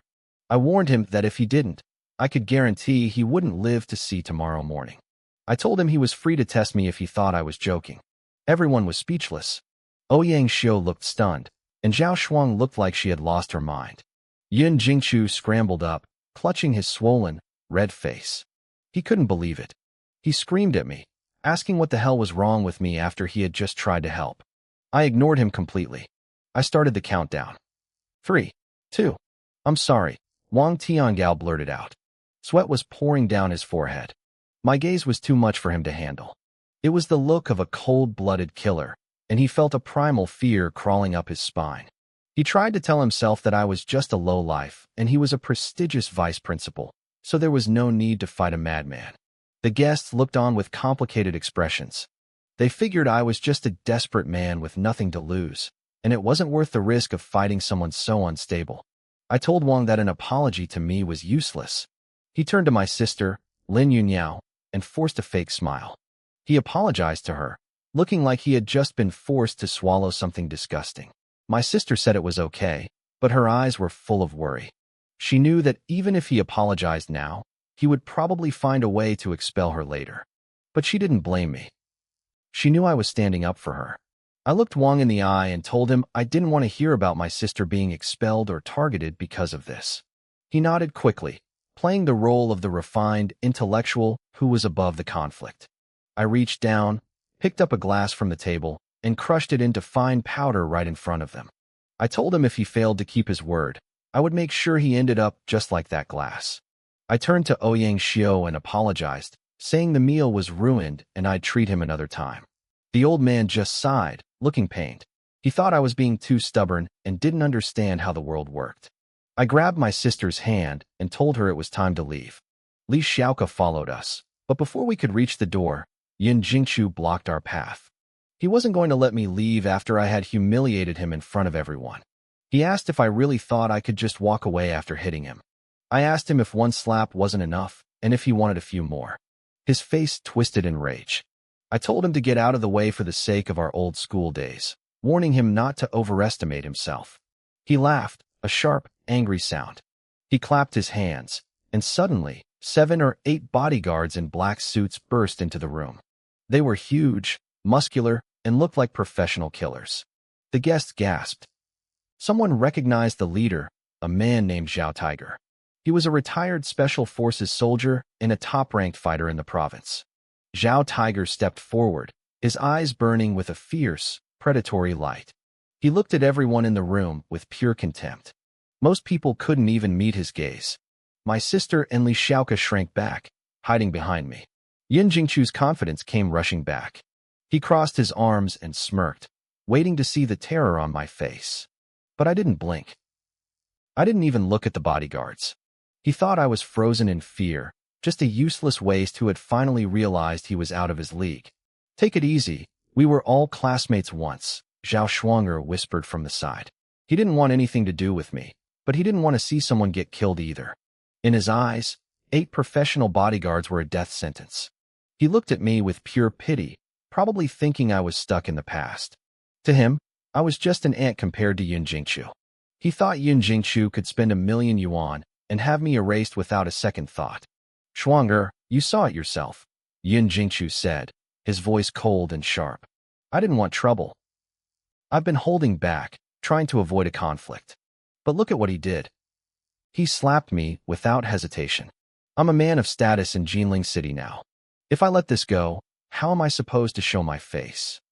Zhao Tiger, the lead bodyguard, let out a low growl. What? Mr. Yin, this brat actually laid a hand on you. Yin Jingchu nodded calmly. He did. He thinks he's a big shot. Damn, kid, you've got guts, Zhao Tiger said, stepping toward me. He rubbed his massive fists together, the joints popping and cracking like gunfire. The sound made the other guests shiver. One punch from a man that size would shatter ribs. Lin Feng, just apologize to Jingchu. Do it now. Ouyang Xiu stood up, his voice trembling with worry. He was trying to save my life. But Yin Jingchu cut him off immediately. Teacher Ouyang, it's not that I'm not giving you face, but an apology won't fix this. Then what do you want? Ouyang Xiu frowned. Simple. Yin Jingchu sneered, looking down his nose at me. Lin Feng needs to get on his knees and beg for forgiveness. Then, he lets me slap him 10 times. Only then will I let this slide. Thud. Before he could finish his sentence, I moved. My foot connected with his chest, sending him flying backward. He crashed into the dining table, smashing plates and glasses into 1,000 pieces. He hit the floor and coughed up a spray of dark blood. Yun Jingchu groaned in agony, his body twitching as he tried to crawl back up. He couldn't even find his feet.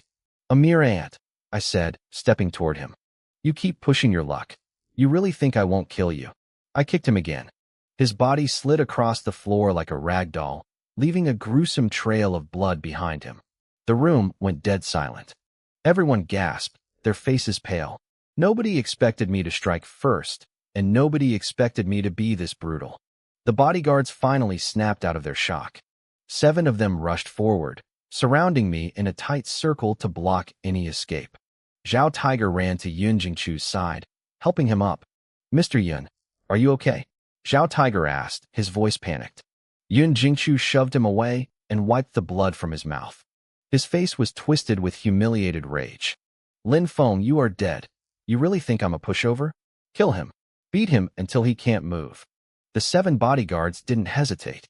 They were clearly trained fighters with solid stances and fast hands.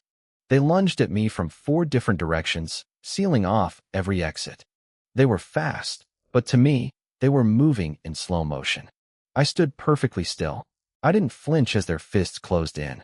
At the very last second, I swung my right leg in a blur. Asterisk bang. Bang. Bang. Asterisk.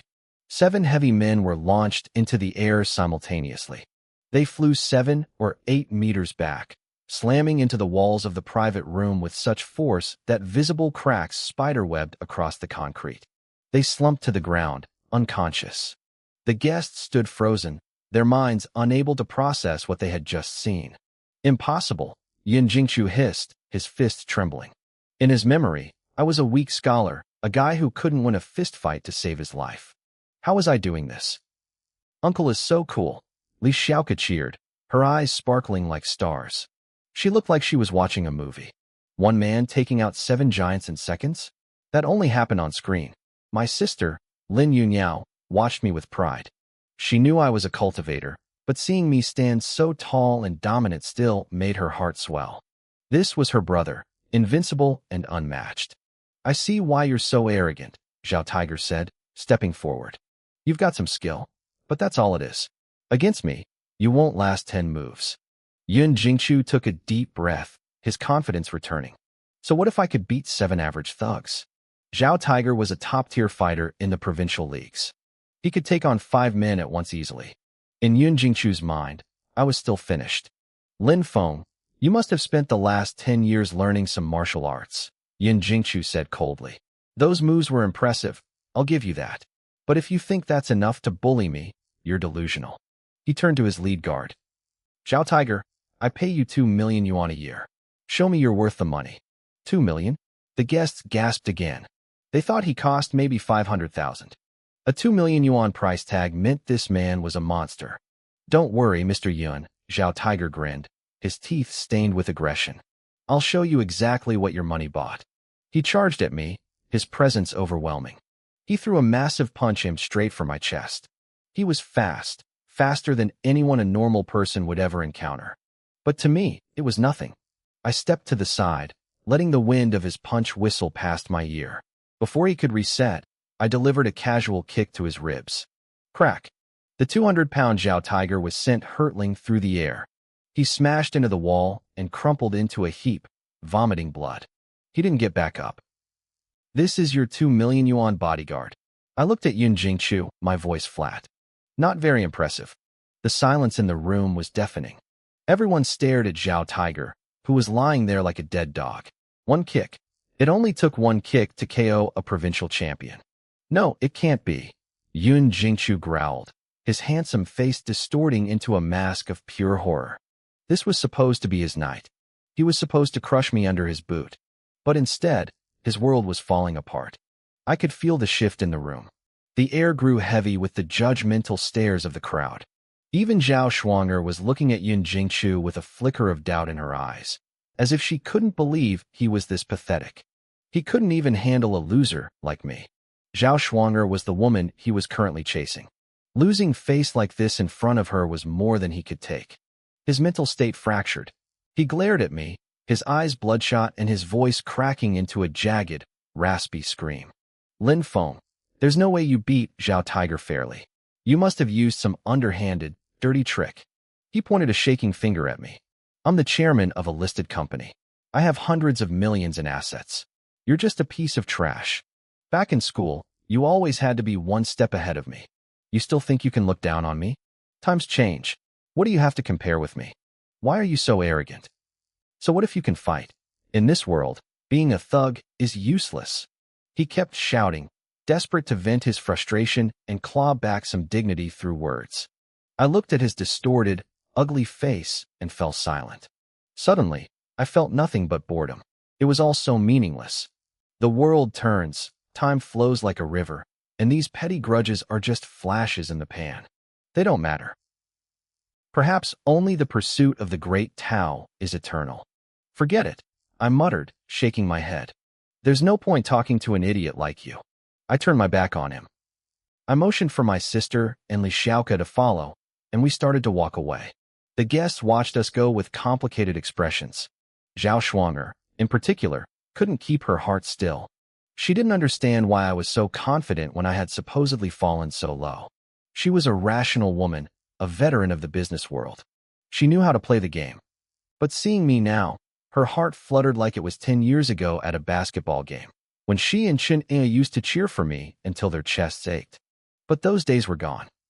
Like Yun Jingchu said, Being able to fight didn't mean much in modern society. Could a fist beat a gun? Money and power were the only things that mattered, and I supposedly had neither. Zhao Shuang'er's gaze cooled. She told herself her sudden emotion was a mistake. Lin Feng, Yun Jingchu's roar echoed through the hall. I'm telling you, this isn't over. I won't let you go. I'll make you realize exactly how big the gap is between us. I stopped. My footsteps went still. I've never liked leaving loose ends. I prefer to cut out the root of the problem to ensure it never grows back. Just like when I cleared out that villa and left no survivors, I felt a flicker of killing intent rise in my chest. I turned back and looked at him. Do you really want to do this? Yun Jingchu's heart skipped a beat. He instinctively took a small step back. Even Wang Tiangao and the others shifted uncomfortably, cursing Yun Jingchu's stupidity in their heads. If you can't win now, why keep your mouth running?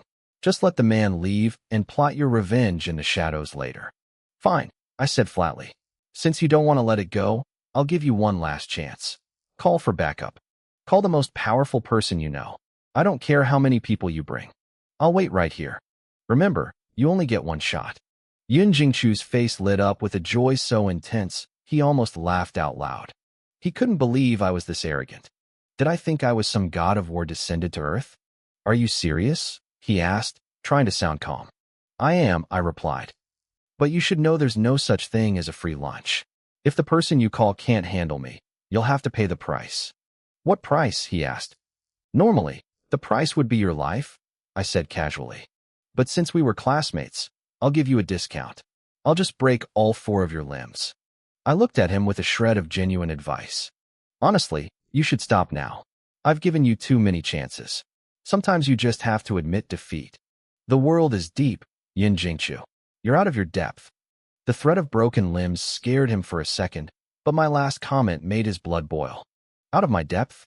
Who was this unemployed bottom feeder to talk to him like that? Aside from fighting, he surpassed me in vision, experience, status, and connections. How could a frog in a well know the size of the ocean? I'll show you the gap, he hissed. He pulled out his phone and dialed a number. The call connected quickly. A deep, heavy voice answered. Who is this? Director Wang.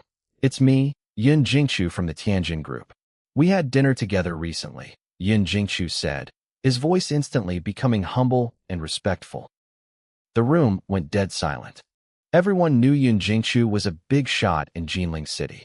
For him to be this subservient, the person on the other end had to be someone legendary. People started whispering. Asterisk Director Wang? Who was the most powerful Wang in Jinling? Asterisk. When the realization hit them, they looked at me with pity. If it was who they thought it was, I was dead. Oh, Director Yun, the voice on the phone said after a pause. The investor for the Jinling University branch project. Is something wrong? Please, don't call me Director. Just call me Little Yun, Yun Jingchu gushed. He frantically explained the situation, begging for help. He even hinted at a massive reward. He knew this Director Wang. As long as the money was right, anything could be settled. Chuanxi restaurant, right? The voice said. I'm nearby. I'll be there in 20 minutes. The line went dead. Yun Jingchu stood there, clutching his phone in a trance of pure ecstasy. Director Wang was coming personally. He expected a few henchmen, but the man himself was descending. In all of Jinling, how many people were important enough to make Director Wang show his face? Haha, I really am the chosen one. Yun Jingchu started shaking with excitement. My luck is incredible. Yun Jingchu looked like he was about to burst with joy. The slumped, defeated look he wore just moments ago vanished instantly. He straightened his back, puffed out his chest, and glared at me with pure, unadulterated contempt. Old Kai, looking grave, stepped forward. Director Yun, he whispered, his voice trembling slightly. The Director Wang you just mentioned? Could it be? Exactly, Yun Jingchu said, his tone casual but dripping with arrogance. It's Director Wang from the Qinglong Construction Group. A collective gasp rippled through the room. The way people looked at Yun Jingchu changed in an instant. They hadn't realized his connections reached that high. To be on speaking terms with a titan of Jinling City was one thing, but to have him come personally? That was another level of power entirely. Even Zhao Shuang'er lost her composure. Everyone knew about Qinglong Construction. It was a multi-billion yuan empire that dominated the entire industry. But more importantly, rumors said its chairman, Wang Chong, was the head of the Qinglong Gang, one of the 3 major underground syndicates in the city. We lived in a modern society governed by laws, sure, but those who moved in high circles knew the gangs hadn't disappeared. They had simply evolved, embedding themselves into the very fabric of the city's elite. Yun Jingchu's Tianjin group was successful, but compared to Wang Chong, he was a small fish in a massive pond. I actually met Director Wang thanks to our alma mater. Yun Jingchu continued, glancing at me and slowing his speech for dramatic effect. You all know who won the bid for the new university branch project, right? Of course, a school official replied quickly. I handled the bidding. It went to Tianhong Engineering. Yun Jingchu smirked. Tianhong is just a shell. The man who actually controls it is Director Wang. When you asked me to invest, I went to check out the site. I saw a man working there and thought I'd recognized him. I checked Baidu images on my phone to be sure and realized it really was the legendary Wang Chong himself. I didn't hesitate. I rushed over and introduced myself right then and there. The room was filled with a mix of shock and envy. In life, opportunities like that were rare. Most people would have been too intimidated to speak, but Yun Jingchu had seized the moment. Director Yun, your success is no accident, Old Kai said, his voice now dripping with respect. Before, he had treated Yun Jingchu as an equal. Now, he was practically bowing. You truly are a dragon among men. Please, don't forget us old folks in the future. The others joined in, their flattery becoming nauseating. They weren't just being polite anymore. They were groveling. Zhao Shuanger watched Yun Jingchu with eyes so full of adoration, she looked like she might drown in them. Don't worry, Yun Jingchu said, playing the part of the gracious gentleman perfectly. I never forget those who helped me. You are my mentors. I'll look out for all of you. The praise grew louder. They called him capable, humble, and destined for greatness. Meanwhile, Li Xiaoko was pale with fear. She knew how dangerous men like Wang Chong were. Construction moguls weren't just businessmen, they were enforcers. Uncle, we should go, she whispered, tugging at my sleeve. The Qinglong group, you can't fight them. Please. I looked at her, then at my sister, Lin Yunyao. You two leave first, I said calmly. I'll head home later. I didn't want them to see what was about to happen. If things turned ugly, I didn't want them caught in the crossfire. Uncle, don't be stubborn. I'm begging you. Xiaoka's voice cracked. She turned to my sister, hoping for backup, but Yunyao surprised her. She grabbed Xiaoka's hand and started pulling her toward the door. Yunyao, what are you doing? Xiaoka cried. It's okay, Yunyao said, though I saw the flicker of worry in her clear eyes. I trust my brother. She knew staying would only distract me. She was smart enough to get out of the way so I could handle business. Yun Jingchu didn't stop them. He didn't care about the girls. He only cared about me. As the minutes ticked by, the atmosphere in the room turned suffocating. No one spoke. They just waited, eyes darting toward the door. Every now and then, Zhao Shuanger or Old Kai would glance at me with pity, as if they were looking at a dead man walking. I ignored them. I knew exactly what I was going to do. If this Wang Chong tried anything, I'd drop him with one punch and break Yun Jingchu's limbs before anyone could blink. 20 minutes later, heavy footsteps echoed in the hallway. It wasn't just one person, it was a rhythmic, disciplined thudding like a squad of soldiers. The door swung open. A middle-aged man with a sharp, square face marched in. Behind him stood a wall of men in black suits and sunglasses. They carried an aura of violence, the kind of cold energy you only get from people who have seen real combat. The room went cold. This was Wang Chong. A man who had come from nothing, spent a decade building his power, and now sat at the top of the food chain. When he stepped into a room, the city trembled. Director Wang, you're here. Yun Jingchu scrambled forward, his dignity vanishing as he bowed and scraped like a servant. Nobody laughed at him. In the presence of a giant like Wang, they all felt like ants. I looked at the man in the lead and felt a strange sense of irony. It was him. The man from the market. The one who had bought my useless paper charm just a short while ago. I couldn't help but let out a small, dry laugh. What a small world. I didn't have any deep connection to Wang Chong, but seeing him here, in this context, was almost funny. Wang Chong scanned the room, his eyes hard as flint, until they landed on me. His expression shifted instantly. He ignored Yun Jingchu's outstretched hand and walked straight toward me, his voice booming with sudden intensity. "Master, I've finally found you. I didn't care about the business deal, and neither did Wang Chong." He looked like a man on the edge of a breakdown, the kind of desperation that makes you want to pick up a knife and start swinging. He had a reason to be pissed. My charm had worked. It had killed that supernatural weasel, but the nightmare wasn't over. That same night, a building on his site collapsed for no reason. 8 workers were crushed. Then, it got weirder. When Wang Chong checked the security footage to see if someone was stealing the bodies, he saw something that made his skin crawl. The 8 dead men had slowly stood up. In the dead of night, they walked off into the mountains like puppets on a string. Wang Chong had spent the entire morning searching the market for me, desperate for another charm. When he couldn't find me, he came to this restaurant just to blow off some steam. He didn't care about Yun Jingchu or his Outstanding Youth Awards. To a man like Wang, people like Yun were just ants. "Who's giving you trouble?" Wang Chong asked, his voice cold. "Point him out." Yun Jingchu's face lit up. He thought he'd won. He didn't realize that the worse Wang Chong's mood was, the harder the hammer was going to fall. He pointed a shaking finger directly at me, a cruel smirk dancing on his lips. The crowd parted. Wang Chong's eyes locked onto mine. He froze. His jaw dropped, and for a second, I thought he might actually faint. He had spent all day hunting for the master, and here I was, sitting right in front of him. His eyes turned red. It was the look of a lost son finally finding his father after being bullied on the playground. "Don't bother looking," I said, my voice calm. "He's talking about me. You can make your move now." I didn't blink.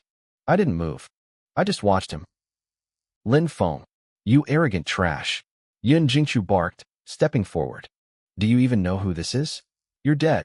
"Who is he?" I asked dryly. "He's slap." Wang Chong's hand moved like a whip, catching Yun Jingchu square across the face. The sound was like a gunshot.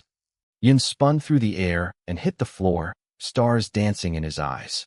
The room went silent. Zhao Shuanger gasped, and even my boss, Ouyang Xiao, looked like he'd seen a ghost. "Director Wang? You hit the wrong person," Yun stammered, clutching his bleeding mouth. Wang Chong didn't say a word. He just stepped forward and buried his boot into Yun's stomach. A sickening thud echoed through the room. "I hit exactly who I meant to hit," Wang Chong growled. "Who the hell are you to cause trouble for the master?" "Master?" Yun wheezed, looking at me in pure terror. "No, he's a nobody. He's a college student. He's a fraud. Are you calling me blind?" Wang Chong's face was dark with rage. He had seen my charm strike a creature dead with his own eyes. He wasn't listening to another word. He ignored everyone else and rushed toward me, grabbing my hand with both of his. His palms were sweaty, and his eyes were actually watering. "Master, I finally found you." I frowned and pulled my hand back, stepping away. The way he was looking at me made my skin crawl. It didn't help that the rumors about Wang Chong were already nasty.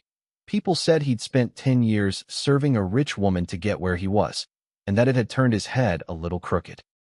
"Master, I'm so sorry about yesterday," Wang Chong pleaded, following me like a lost puppy. "I didn't believe in you at first. I thought you couldn't do it. But after I tested your stuff last night, man, your skills are really hard, really powerful."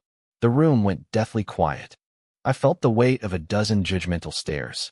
In a room full of people who didn't know about ghosts or charms, Wang Chong's words sounded different. Testing me? My hard skills? The way he was crying and grabbing my hand. I saw the look in Zhao Shuanger's eyes. It was pure, unadulterated disgust.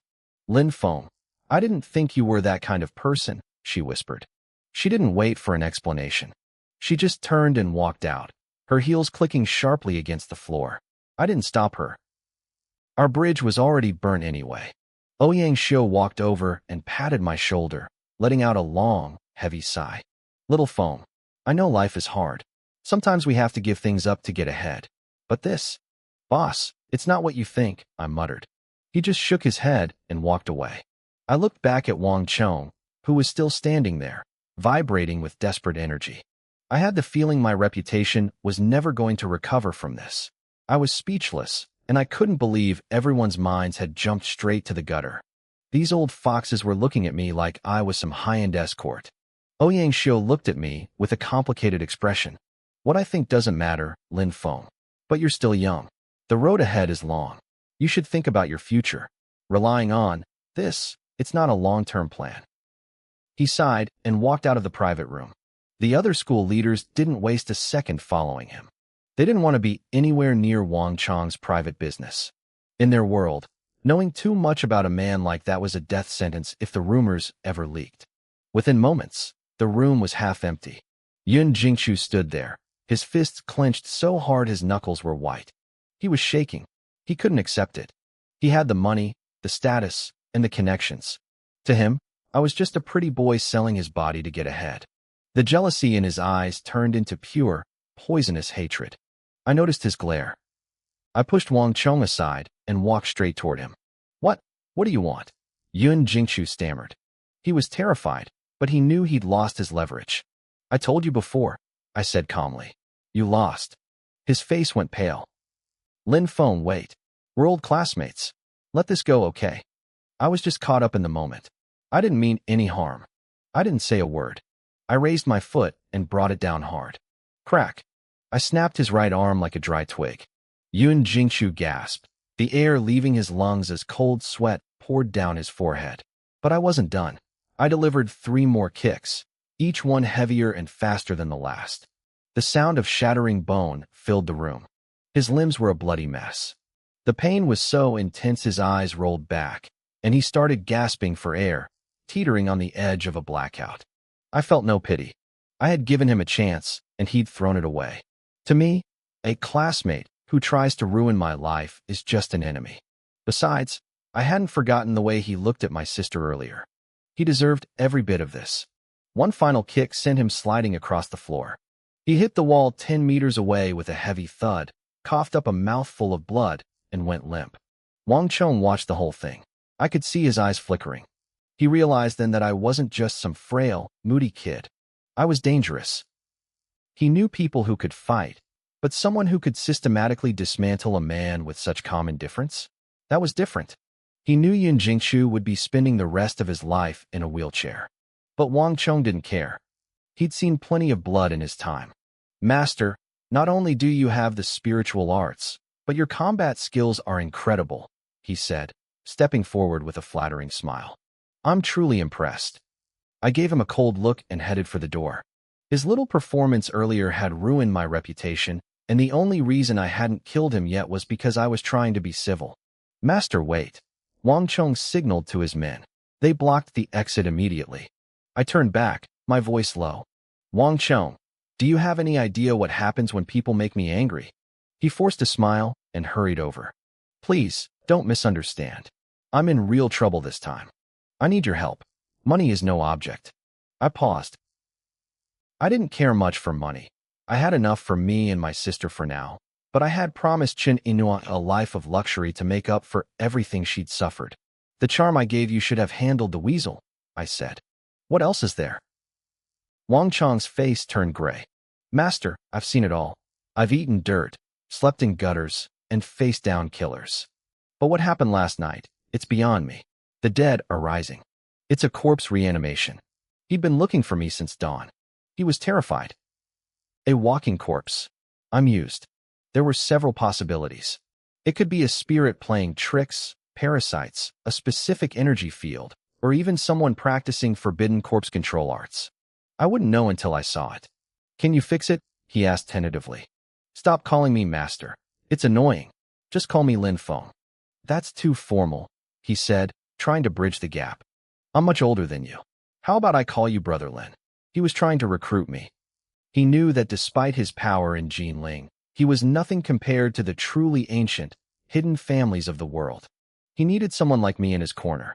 Whatever, I muttered. Great. Brother Lin, do you have a plan?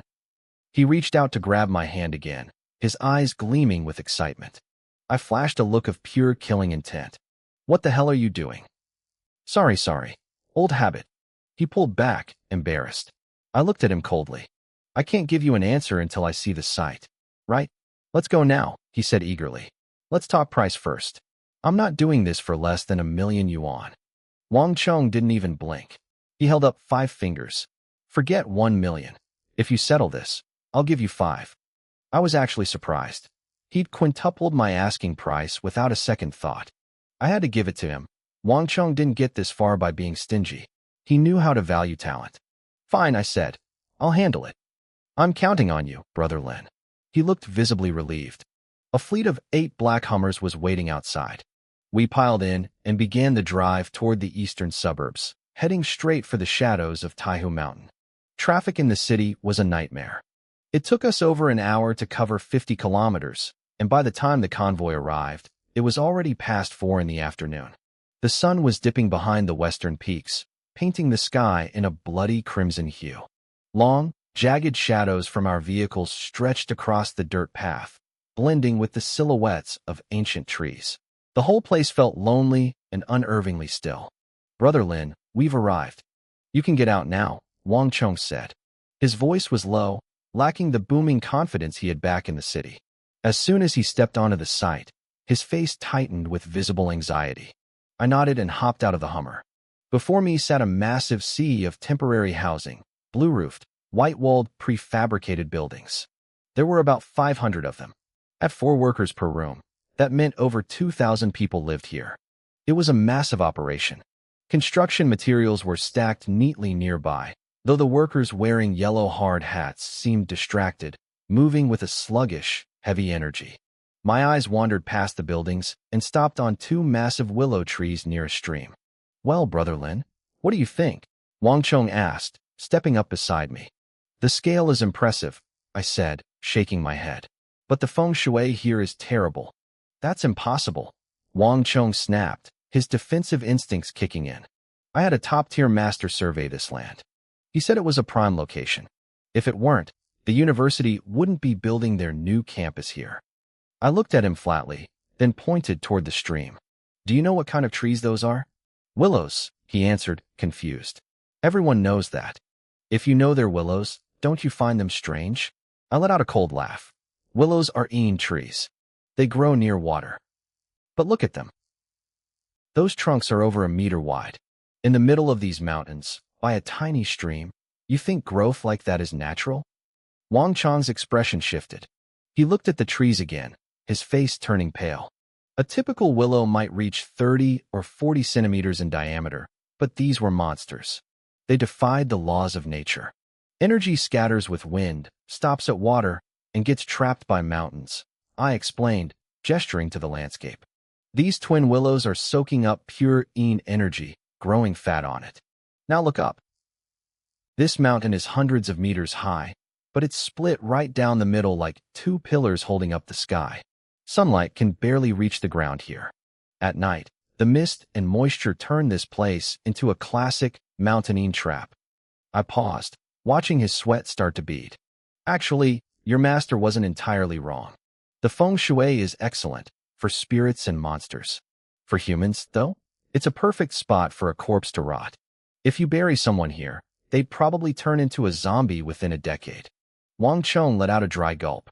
Cold sweat was pouring down his forehead now. Brother Lin, what do we do? You have 2 choices, I said. First, cut down those willows and level those 2 mountain peaks. Scatter the energy, and the problem goes away. I can't do that. Wang Chong cried, looking pained. The trees are one thing, but Taihu Mountain is a national forest park. I can't just blow up a mountain. What's the second choice? Pick a new site, I said simply. I'll find you a better spot where your business will actually thrive. Wang Chong gave me a bitter smile. Brother Lin, look around. The project is almost finished. If I move now, I'll lose over 1 billion yuan. You want the money in your life? I sneered. You're asking for a lot. He stood there, speechless and wincing at the thought of his bank account. I wasn't going to budge on the environment, though. I won't change the energy field of this land, I told him firmly. Doing that would affect every resident within 50 miles. The karmic debt is too high. Even if you gave me 50 billion instead of 5 million, I wouldn't do it. I'll handle the supernatural threats and the corpse issues, but the rest is on you. Before he could respond, a group of men in red hard hats approached us. In construction, red meant management. The leader was a middle-aged man who bowed slightly to Wang Chong. Boss, he said. Zhongbin. Wang Chong introduced him to me. This is my project manager and right-hand man. Zhong, this is Brother Lin. Zhongbin looked at me with wide, surprised eyes. He knew Wang Chong didn't call just anyone brother. He clearly put two and two together regarding the recent hauntings. You must be the expert who sent the charm, Zhongbin said, offering a polite smile. I'm Zhongbin. You can call me Bin. I'm no expert, I said. Just a bit more capable than the rest of you. Spoken like a true master, Zhongbin chuckled. I didn't feel like chatting. I needed to see the heart of the problem. I'm going to scout the mountain, I told Wang Chong. I'll come with you. Wang Chong blurted out. No, you'll just slow me down. I'll be back before dark. Without waiting for an answer, I turned and sprinted toward the tree line. I didn't hide my strength. With a few powerful leaps, I vanished into the dense forest, leaving them staring at the spot where I had just been standing. Boss, he's fast, Zhongbin whispered, his eyes filled with shock. He's a martial artist, isn't he? Where did you find a guy like this? A martial artist? Wang Chong frowned.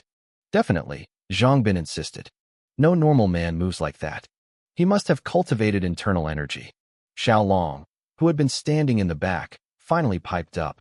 Boss, I told you. I saw him fly yesterday. He just went whoosh and disappeared. Shut up, Xiao Long. Wang Chong snapped, his nerves frayed. I've heard enough of your fairy tales. Exactly, Zhongbin added, shaking his head. Even a martial artist can't fly. That's pure nonsense. You probably just blinked and lost track of him. While they argued about what was possible, I was already deep in the shadows of the mountain, searching for whatever was waiting for me in the dark. Xiaolong saw that no one believed him and pouted, starting to doubt his own sanity. Had I really been seeing things? He wasn't the only one wondering about me. Who exactly is this Lin Feng? Wang Chong muttered to himself. He can tame beasts, he understands feng shui, and now he's a martial artist too? Wang Chong knew a bit about the world of martial artists. China has 5,000 years of history, and within that long river of time, certain secret traditions are passed down. Martial artists were one of them. He had heard stories of masters who reached the pinnacle of their craft, developing internal energy that could shatter stone and cut through iron like it was paper. Up until now, those were just rumors to him. He didn't know how powerful a true master could be, but he knew that the most influential families in the country kept such experts hidden in the shadows as their ultimate protectors. Boss, this is an opportunity, Zhongbin whispered, leaning in close. Our Green Dragon gang has hit a ceiling. If we want to move up, we need the protection of a martial artist. Besides, things have been restless lately. I suspect someone is planning to move against us. Wang Chong nodded. He understood the logic perfectly. If I was truly what I appeared to be, I was more valuable than any construction project. While they were plotting, I had already reached the summit of Taihu Mountain. Standing hundreds of meters up, the entire landscape spread out beneath me like a map. The ancient trees were lush, and the waterways crossed each other in winding curves that looked like twisting dragons. This mountain connected to the Zijin Mountain in Jinling City. It sat right at the tail of a dragon vein, nourished by the Earth's spiritual energy. How could a place like this form a Yin burial formation? I murmured, crossing my arms and rubbing my chin. It didn't make sense. Then, a specific patch of land caught my eye. It was right on the edge of the formation, a spot where the southern sun should have hit, yet the shadows there were thick and stagnant. It stood out like a black ink stain on a green canvas. In the world of cultivation, we have a saying, water has dragon pearls, mountains have yin-yang stones. When the sunny side of a mountain reaches a peak of yang energy, a great yang stone forms. Conversely, when yin energy gathers to an extreme in the shadows, it creates a great yin stone. These are rare treasures. Using a great yin stone to temper the body grants a permanent resistance to extreme cold. My old master had searched hundreds of mountains trying to find one to help me break through my current cultivation stage, but he never had any luck. I couldn't believe I had just stumbled upon one. I didn't hesitate. I leaped off the 100-meter cliff, my body cutting through the air until I landed softly in front of a pitch-black cave. A biting, cold wind blew from the entrance, carrying a chill that would make a normal person's legs turn to jelly. I walked straight in. The deeper I went, the heavier the yin energy became. The temperature plummeted to nearly 20 degrees below zero. A thin layer of frost coated the cave walls, shimmering with a ghostly light. Scattered across the floor were bones. Some were old and bleached white, but others still had streaks of fresh blood on them. Something lived here. I picked up my pace. Even in the total darkness, my eyes saw everything as clearly as if it were noon. Finally, I reached the back of the cave, a wide chamber about 80 square meters in size. In the center sat a massive, dark green rock. I walked up to it and noticed a small, circular depression at the top, about 7 centimeters wide. My heart sank. Based on the lingering aura, this was where the great Een stone had formed. But the slot was empty. Someone had beaten me to it. I searched the chamber, but found nothing else. Just as I was about to leave, a faint sound echoed through the silence. Asterisk thump, thump, thump, asterisk. It was coming from behind a wall. I didn't waste time looking for a handle. I gathered my energy into my hand and struck. The stone wall crumbled instantly, revealing a hidden room. Inside, a single night pearl cast a dim glow over a wooden bed. And sitting on that bed was a girl, maybe 17 or 18 years old. She was wearing a white dress, black stockings, and a pair of bunny ears on her head. She was strikingly beautiful, with delicate features and a figure that was, frankly, impossible to ignore. But she was terrified. Tears streamed down her face as she curled into a ball, staring at me with wide, trembling eyes. I frowned. What was a girl like this doing in a place filled with such deadly Een energy? She clearly wasn't a cultivator. I took a step forward. Don't come any closer, she shrieked, clutching her chest. I stopped. Who are you? Why are you here? Didn't you kidnap me? She asked piteously. Of course not, I snapped. She blinked, looking me over. Seeing that I didn't look like a monster, and was actually quite handsome, she relaxed just a fraction. I'm Jiang Xining, she whispered. I'm a freshman at Jinling University. Last night, I went to an internet cafe to play games, and then... Cut the nonsense, I interrupted. Just the facts. Her lip quivered, and more tears threatened to fall. I sighed. She reminded me of my sister, Xiaoyao. I couldn't just leave her here. Fine, keep talking. I don't know what happened, she said, sniffing. I just blacked out and woke up here. Big brother, did my dad send you to save me? No, I was just passing by. Then, can you save me? I can give you money. I looked at her. How much money? 1,000, she said. I turned to leave. 8,000 yuan? Not worth my time. No, I mean 13 million, she cried out. That's my allowance for the month. I froze. They say out of every 10 cute girls, 9 are rich, and the last one is even richer. This girl was a walking goldmine. I didn't care who had kidnapped her or why, but 13 million yuan was more than enough to buy my help. Besides, I had a feeling her kidnapping was linked to the mess on this mountain. Fine, I said, gesturing for her to get up. Stay behind me. I'm taking you out of here. Jiang Xining let out a long breath of relief. She patted her chest, which was honestly quite impressive, and climbed off the bed to walk toward me. She had only taken 2 steps when her eyes went wide. She pointed a trembling finger behind me, her face pale with terror. Big brother. Look behind you, she stammered. I didn't need her to tell me. I had already sensed them. I turned around slowly. 8 monstrous figures stood there, their bodies radiating a foul, rotting stench. Their eyes were bloodshot, glowing with a predatory light as they stared me down. Zombies, I muttered, frowning. I shook my head a second later. They weren't true zombies, not yet. They were just walking corpses. There was a fundamental difference. A true zombie was indestructible, possessed immense strength, and had skin like iron. These things were just reanimated shells. The gap between the two was massive.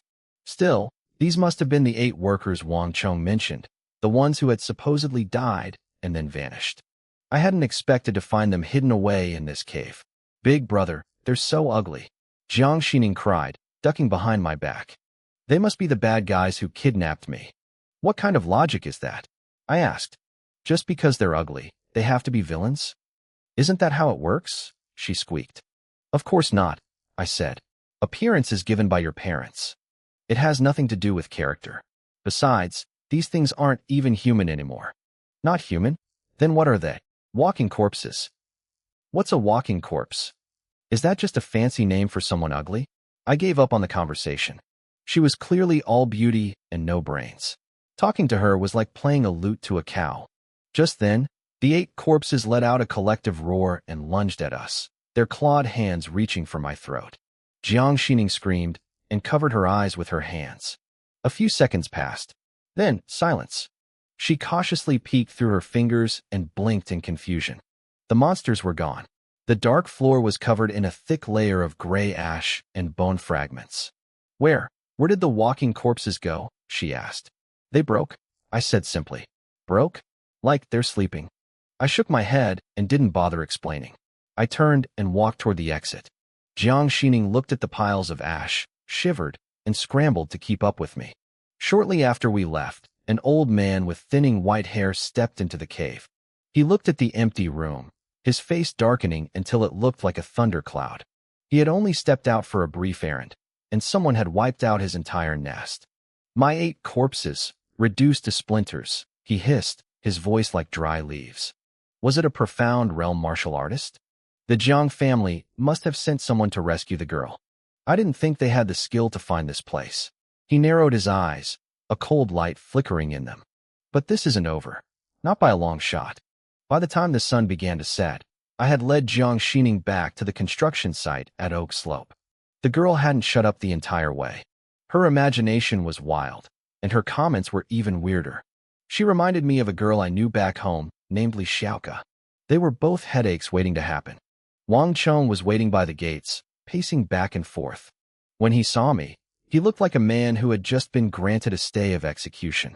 He rushed forward to greet me. Brother Lin, you're finally back. He stopped mid-sentence when he saw Jiang Xining. His eyes widened as he took her in, specifically, her very generous proportions. Brother Lin, who is this well-endowed young lady? Before I could answer, she stepped forward. Hi, I'm Jiang Xining. Nice to meet you. Wang Chong looked like he'd been struck by lightning. You're the Jiang family's little princess? Jiang Xining. You know me? She asked, curious. Wang Chong's shock turned into pure excitement. Know you? Your family has been going insane looking for you since you vanished last night. He turned to me, his voice hushed.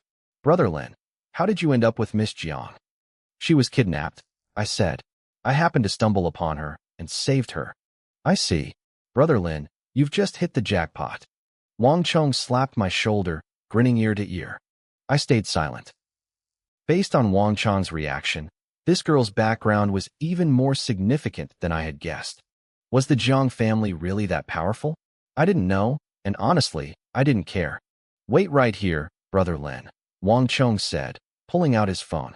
He hurried to a corner to make a call, clearly notifying the Jiangs. After a few minutes, he came back. Miss Jiang, I've called your family. They're sending someone to pick you up right now. Thank you, she said with a bright smile. I looked at her coldly. Since you're safe, it's time to settle your promise. Don't try to cheat me. I care about money, not people. Big brother, I don't have my phone on me, she said timidly. I can't transfer the money yet. Can I have my family pay you when they get here? Fine, I agreed. Time ticked by. The sky turned pitch black, and heavy clouds blotted out the stars. The mountains were swallowed by a suffocating darkness, with only the flickering lights of the construction camp offering any sign of life. Around 7 o'clock, a black SUV pulled into the site. 3 men stepped out, a middle-aged man in a traditional Tang suit, and 2 burly bodyguards in black. Yang Tianbao, Wang Chong whispered, his expression turning serious. Jiang Xining didn't care about the tension. She ran forward and grabbed the middle-aged man's arm. Uncle Yang, you came to get me. Miss, you had the entire family worried sick, Yang Tianbao sighed, though his eyes softened. Jiang Xining looked back at me. Uncle Yang, this big brother saved me. I promised him 13 million yuan as a reward. Can you transfer it to him now? Yang Tianbao's gaze shifted to me. His eyes were sharp, calculating. A girl goes missing in the middle of the night and is suddenly saved by a stranger who demands 13 million? It smelled like a setup. Young man, what is your name? He asked, his voice cold. And where exactly did you find our young mistress? You don't need to know that, I said. Just give me the money. I could tell he was a trained fighter. His breathing was steady, and his footsteps were as light as the wind. But to me, he was still weak. Far too weak to be interesting. We will reward you for saving her, but things need to be clear first, Yang Tianbao said, his tone dropping an octave. I narrowed my eyes. He was suspecting me of being the kidnapper. Wang Chong sensed the shift in the air and tried to intervene. Brother Yang, this is my good friend. I was the one who called you. I wasn't talking to you. Yang Tianbao snapped, not even looking at him. Keep your mouth shut. Wang Chong's face turned red with embarrassment. He clearly wasn't used to being dismissed so easily. Uncle Yang, you've got it all wrong. Jiang Xining cried. He really did save me. Miss, the world isn't as simple as you think, Yang Tianbao said. I will handle this. Just stand aside. You can't do this. It's ungrateful, she shouted, getting angry. Yang Tianbao ignored her. He signaled the two bodyguards to hold her back, then stepped toward me, his eyes locking onto mine. If you can't give me a proper explanation for how you found her, you aren't getting a cent. In that case, I'll just have to take you back to the Jiang family for an investigation, Yang Tianbao said. I frowned. I didn't have time for their games. I don't have the patience to be investigated, I said, my voice cold. I'll give you two choices. First, give me the money, and we walk away even. Second, I kill your young mistress right now. If she's dead, I haven't saved anyone, right? Money or her life. You choose. Silence fell over the construction site. Everyone stared at me like I was insane. Kill the daughter of the Jiang family just to balance the scales? It was a wild, ruthless logic. Yang Tianbao actually laughed, shaking his head with pure contempt. Young man, I'll give you one chance to rephrase that. You can't seriously be joking with me, can you? Stop acting tough in front of me, I replied calmly. I'm giving you 10 seconds to decide. After that, no one leaves alive. I started the countdown. 10, 9. Yang Tianbao's expression turned icy. He clearly thought I was just some arrogant kid who didn't know his place. He stepped forward, ready to teach me a lesson, but then he froze. From the pitch-black darkness near the site entrance, I heard the faint sound of footsteps. A yellow weasel, its whiskers turning white with age, slowly limped into the light. It was huge, nearly a meter long, with eyes that looked unsettlingly human. It stared at the group, a twisted, cunning smile on its face. Do I look like a human to you? Or a god? The creature asked, its voice a raspy whisper. Everyone except me gasped. Wang Chong's skin crawled. He had already seen one of these things get blasted by lightning. Yet here was another, even older and more sinister. Uncle Yang, what is that? Jiang Xining whispered, hiding behind the tall man. She looked terrified but also strangely curious. It's just a beast. Don't worry, Yang Tianbao muttered, though his eyes never left the creature. The old weasel noticed the girl's gaze. Its green eyes flickered with an eerie light as it turned toward her. Little girl, do I look like a human to you? Or a god? Jiang Xining took a fearful step back. I don't know. Yang Tianbao didn't wait. He let out a cold snort and launched a punch straight at the creature's head. Stop playing tricks. The weasel gave a human-like smirk and tilted its body, easily dodging the strike. I've heard that animals can gain intelligence if they live long enough, Yang Tianbao said, his voice full of killing intent. I didn't expect to run into one today, but a beast is still just a beast. If you dare provoke me, you pay with your life. He moved with incredible speed. His fists whistled through the air, each strike carrying the force of a sledgehammer. He threw another punch, and though the weasel dodged, the concrete block behind it shattered into 1,000 pieces. Wang Chong and his assistant, Zhang Bin, went pale.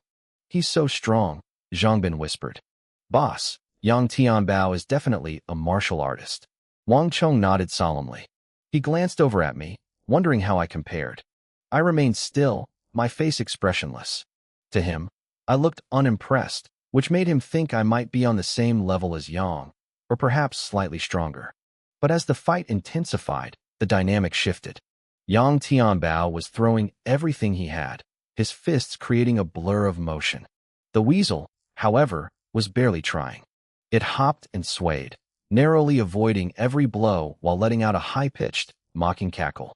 Brother Lin, who do you think will win? Wang Chong whispered, leaning toward me. The weasel has been playing with him this entire time, I said flatly. What do you think? Jiang Xining overheard me and snapped back.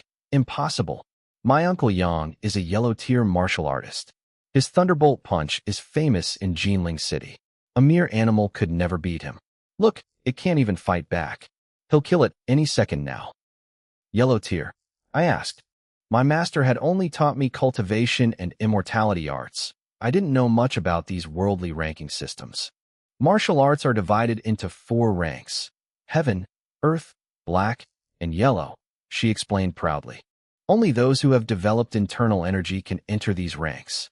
Uncle Yang is a mid-stage yellow tier expert. His punches can crack mountains. Yellow is the highest? I asked, genuinely curious. Jiang Xining looked embarrassed. No, yellow is the starting rank. Then comes black, earth, and finally heaven. I shook my head. So he's not that impressive then. You don't know anything, she hissed. A yellow-tier martial artist is a god among men. If my uncle entered a provincial fighting tournament, he'd sweep the competition effortlessly. Wang Chong and Zhang Bin looked impressed, but I just watched the fight. Compared to a normal person, he's strong, I admitted. But compared to a spirit creature that has cultivated for years, he's outclassed. Jiang Xining rolled her eyes and turned back to the fight, convinced I was just talking nonsense. To her, it looked like her uncle was winning. But then, the old weasel stopped moving. Its round eyes suddenly glowed with a brilliant, sickly green light. The light was hypnotic, weaving through the air like silk. Yang Tianbao's massive frame suddenly stiffened. He stood there, frozen, his eyes going blank as if his soul had been sucked out. The weasel gave a wicked grin and extended its sharp, curved claws, lunging straight for Yang Tianbao's heart. Uncle Yang, the 2 bodyguards screamed. They charged forward to intervene. They were well trained, their movements powerful and precise, but they weren't martial artists. The weasel didn't even look at them. It flicked its claws twice, quick, casual swipes. The bodyguards didn't even have time to scream. Their chests were ripped open instantly. They collapsed into the dirt, blood pooling around them, their bodies twitching for a few seconds before going cold. The sudden spray of blood snapped Yang Tianbao back to reality. He stared at the weasel, his face pale with shock as he tried to scramble backward. It was too late. With a casual flick of its claw, the creature sliced through the air. A wet crunch echoed through the clearing, followed by Yang Tianbao's agonized scream. His entire left arm hit the dirt, severed completely at the shoulder. The stench of fresh blood filled the air instantly. Yang Tianbao gasped for breath, his body trembling from the shock of losing a limb. He retreated rapidly, using his right hand to strike several pressure points on his shoulder to stem the bleeding. He stared at the weasel with pure terror. The creature just sat there, wearing a twisted, human-like grin. I watched him realize the truth. It was a charm spell. The moment he looked into those green eyes, his mind had shattered. This wasn't just an animal, it was a high-level demon. Wang Chong and Zhang Bin stood frozen, their skin crawling. In a matter of seconds, the tide had turned. 2 bodyguards were dead, and a yellow-tier martial artist was maimed. The creature's claws were like divine blades, cutting through bone as if it were soft clay. Uncle Yang, Jiang Xining cried out. She rushed over to support him, her face white and tears streaming down her cheeks. To her, this man was an invincible god. Seeing him broken like this destroyed her world. Yang Tianbao tried to speak, but the weasel didn't give him the chance. It dropped to all fours and lunged again, its speed blurring. The sickly green light in its eyes shifted into a deep, murderous red. Miss, get back, Yang Tianbao roared. He shoved Jiang Xining away and funneled every ounce of his internal energy into his remaining right fist. He swung with everything he had. The weasel let out a chilling cackle and danced around the punch with ease. It swiped again. 3 flashes of white light cut through the darkness. Another scream tore through the night. Yang Tianbao's right arm flew into the brush. The force of the blow sent him tumbling backward, crashing into the dirt. He lay there coughing up mouthfuls of blood, the image of a defeated man. The crowd gasped, paralyzed by fear. A martial artist had been dismantled like a toy. Lin Yuan, what do we do now? Wang Chong whispered, his voice shaking. We keep watching, I said calmly. I had no intention of jumping in. If Yang Tianbao had just paid me the money earlier, I might have felt charitable. But some opportunities only come once. Besides, once these two were dead, I could just collect the 13 million from the rest of the Jiang family. I wasn't in a hurry. Jiang Xining ran to the dying man, desperately trying to stop the bleeding. Uncle Yang, please, stay with me. Miss, this beast is too much, Yang Tianbao wheezed, his eyes full of regret. I was too arrogant. I should have let the men take you away while I held it off. It's too late now. He looked at Wang Chong with pleading eyes. Wang Chong, if you can get her out of here, the Jiang family will reward you beyond your dreams. Wang Chong looked away, his face twitching. Under normal circumstances, he would have jumped at the chance to serve the Jiangs. But right now, he was struggling just to keep his legs from collapsing. He wasn't going near that thing. Yang Tianbao's eyes went dark. He knew he was on his own. He struggled to his feet, shielding the girl with his mangled body, ready to die. But the weasel didn't attack. Instead, it turned its glowing green eyes toward me. It tilted its head, a haunting, raspy voice echoing in the air. Young man, do I look like a human to you, or a god? Wang Chong and Zhang Bin bolted backward, their hair standing on end. I frowned. I didn't want to get involved, but this animal was actually trying to bait me into a ritual. I'm talking to you. The weasel hissed, stepping within a meter of me. Its eyes swirled with hypnotic light. Do I look like a human, or a god? You look like a wooden club, I said flatly. The weasel's grin vanished. Brave boy. Its eyes began to spin rapidly, sending two beams of green light straight into my pupils. I felt a tiny, pathetic ripple of spiritual energy trying to worm its way into my brain to seize control. It was like an ant trying to move a mountain. The creature thought it had me. It cackled and reached out its claws, aiming straight for my heart. Yang Tianbao closed his eyes in despair. Wang Chong and Zhang Bin gripped their fists but stayed rooted to the spot. Jiang Xining covered her mouth, waiting for the sound of my chest tearing open. Then, the world went quiet. My hand shot out faster than the eye could follow. I grabbed the weasel by the throat and lifted it off the ground. It let out a frantic squeak, its legs kicking wildly. No matter how much it struggled, my grip was like a steel vise. Is the Een stone from the mountain with you? I asked. The way it controlled the workers' corpses earlier made me think it was using the stone's power. The weasel didn't answer. The green light in its eyes flared brighter, trying one last desperate mental attack. Puny insect, I muttered. I reached into its mind with a soul search, but its consciousness was a mess of base instincts and filth. There was nothing useful there. I sighed, disappointed. I looked at the creature as its eyes began to roll back. I gave my wrist a sharp twist. Snap. The weasel's neck broke instantly. Its body went limp, and I tossed it onto the dirt like a piece of trash. The entire clearing fell into a deathly silence. Everyone stared at me, their minds struggling to process what they just saw. A monster that had crippled a martial artist had been snapped like a dry twig. I turned to Wang Chong. The 8 workers were being puppeted by this thing. Now that it's dead and the bodies are destroyed, your project can move forward.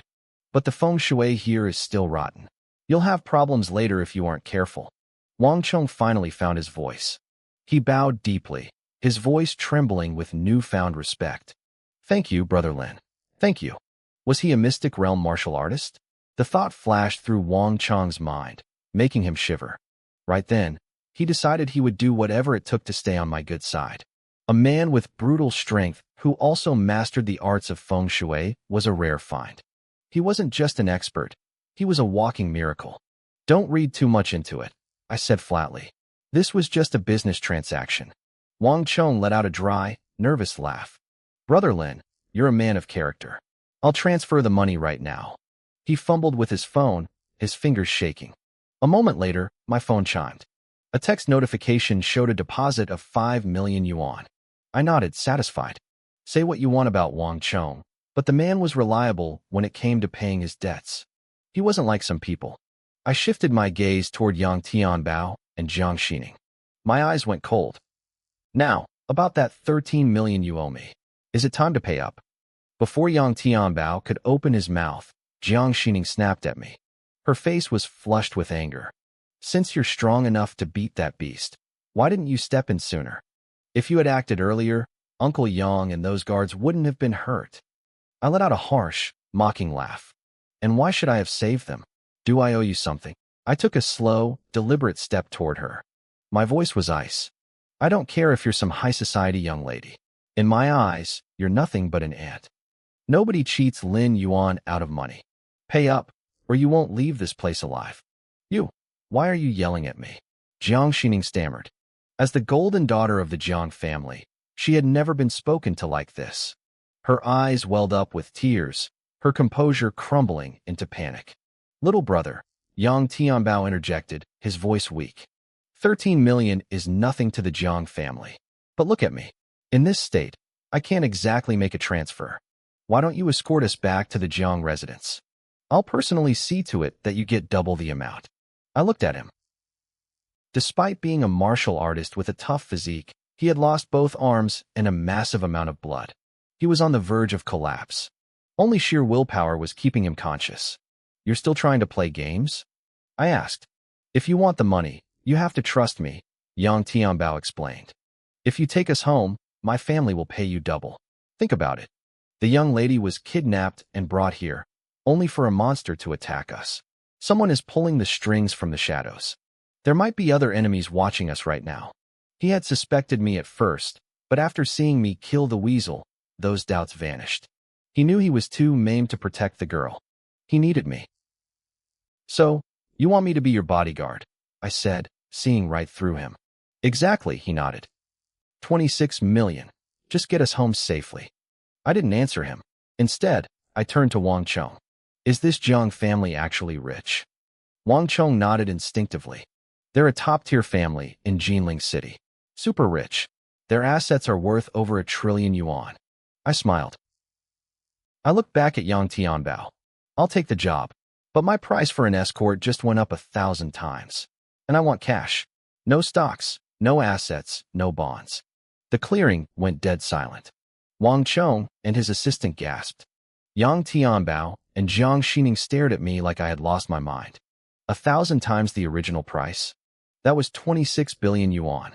In cash. Even for a family as wealthy as the Jiangs, pulling that much liquid currency together was nearly impossible. Don't you think you're being a bit greedy?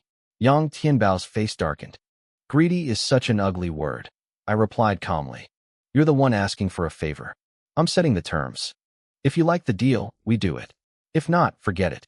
Your family is worth trillions. A few dozen billion shouldn't be a problem. Not a problem? Do you have any idea what 26 billion in cash means? Yang Tianbao hissed. You're talking nonsense. People would laugh at you for even suggesting it. If you think it's too much, then forget it, I said with a shrug. I was only offering for my own peace of mind. Don't take it so seriously. Yang Tianbao's chest heaved with rage. His wounds started bleeding again. 26 billion was an astronomical sum. To raise that much cash on short notice, the family would have to sell off assets at a massive loss. It would cripple them. Even if he agreed, the family would never actually pay. They wouldn't spend that much to save him and the girl. He thought I was a fool, an arrogant brat who didn't understand how the world worked. He turned to Jiang Xining. Miss, take the phone from my pocket. Call the family. Tell them to send a helicopter immediately. And don't forget to tell them to bring my money, I added casually. If the money isn't there, I really will start killing people. Money, money, money.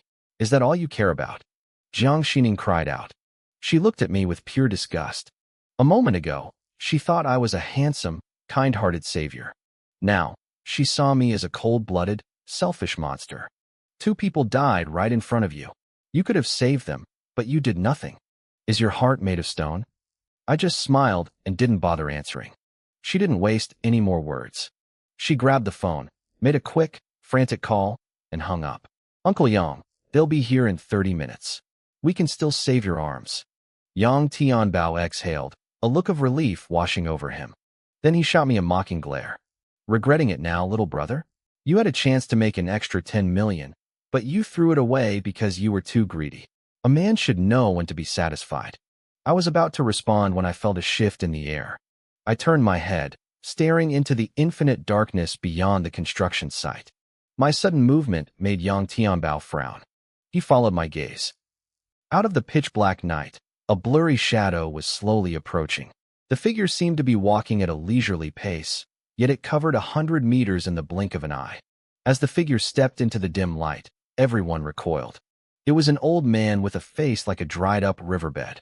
His skin was gray and wrinkled, hanging off his bones in a way that looked terrifying under the flickering lights.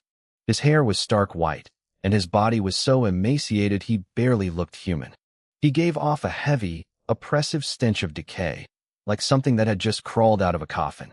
Wang Chong and the others felt a chill run down their spines.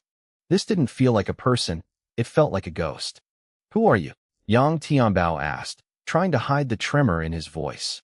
The old man didn't even look at him. The old man's cloudy eyes settled on me. He looked me up and down, his expression unreadable. "A true hero emerges from the youth," he said, his voice raspy. "To reach the middle to late stages of the profound realm at such a young age, truly rare." I blinked, momentarily stunned. The profound realm? What was he talking about? "Don't bother denying it," the old man continued, acting as if he'd seen right through me. "The 2 weasels I raised died by your hand. Only someone at that level of cultivation could have done it. And that paper charm from earlier, that was yours too, wasn't it? Your talisman techniques are top tier. I wonder, which branch of the Taoist sects do you hail from?" He stood there with an air of absolute certainty, looking like a grandmaster who had decoded the secrets of the universe. I stared at him, my lips twitching. This old guy was a piece of work. I honestly didn't know whether to laugh or correct him. "A Taoist descendant?" Yang Tianbao gasped, his face pale with shock. "He's actually a Taoist descendant?" Wang Chong and Zhang Bin exchanged looks of pure awe. Even though they had guessed I was special, hearing it confirmed by this terrifying old man made their heads spin. To them, I wasn't just a master anymore. I was a god-tier expert with a powerful background. Seeing my silence, the old man spoke again. "Out of respect for the sect behind you, I'll overlook the fact that you killed my pets. But from this moment on, I expect you to stop meddling in this business. Do you understand?" "I understand," I said, nodding quickly.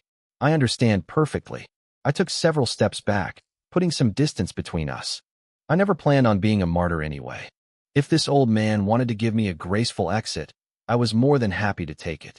It saved me the trouble of being forced to save people I didn't even like.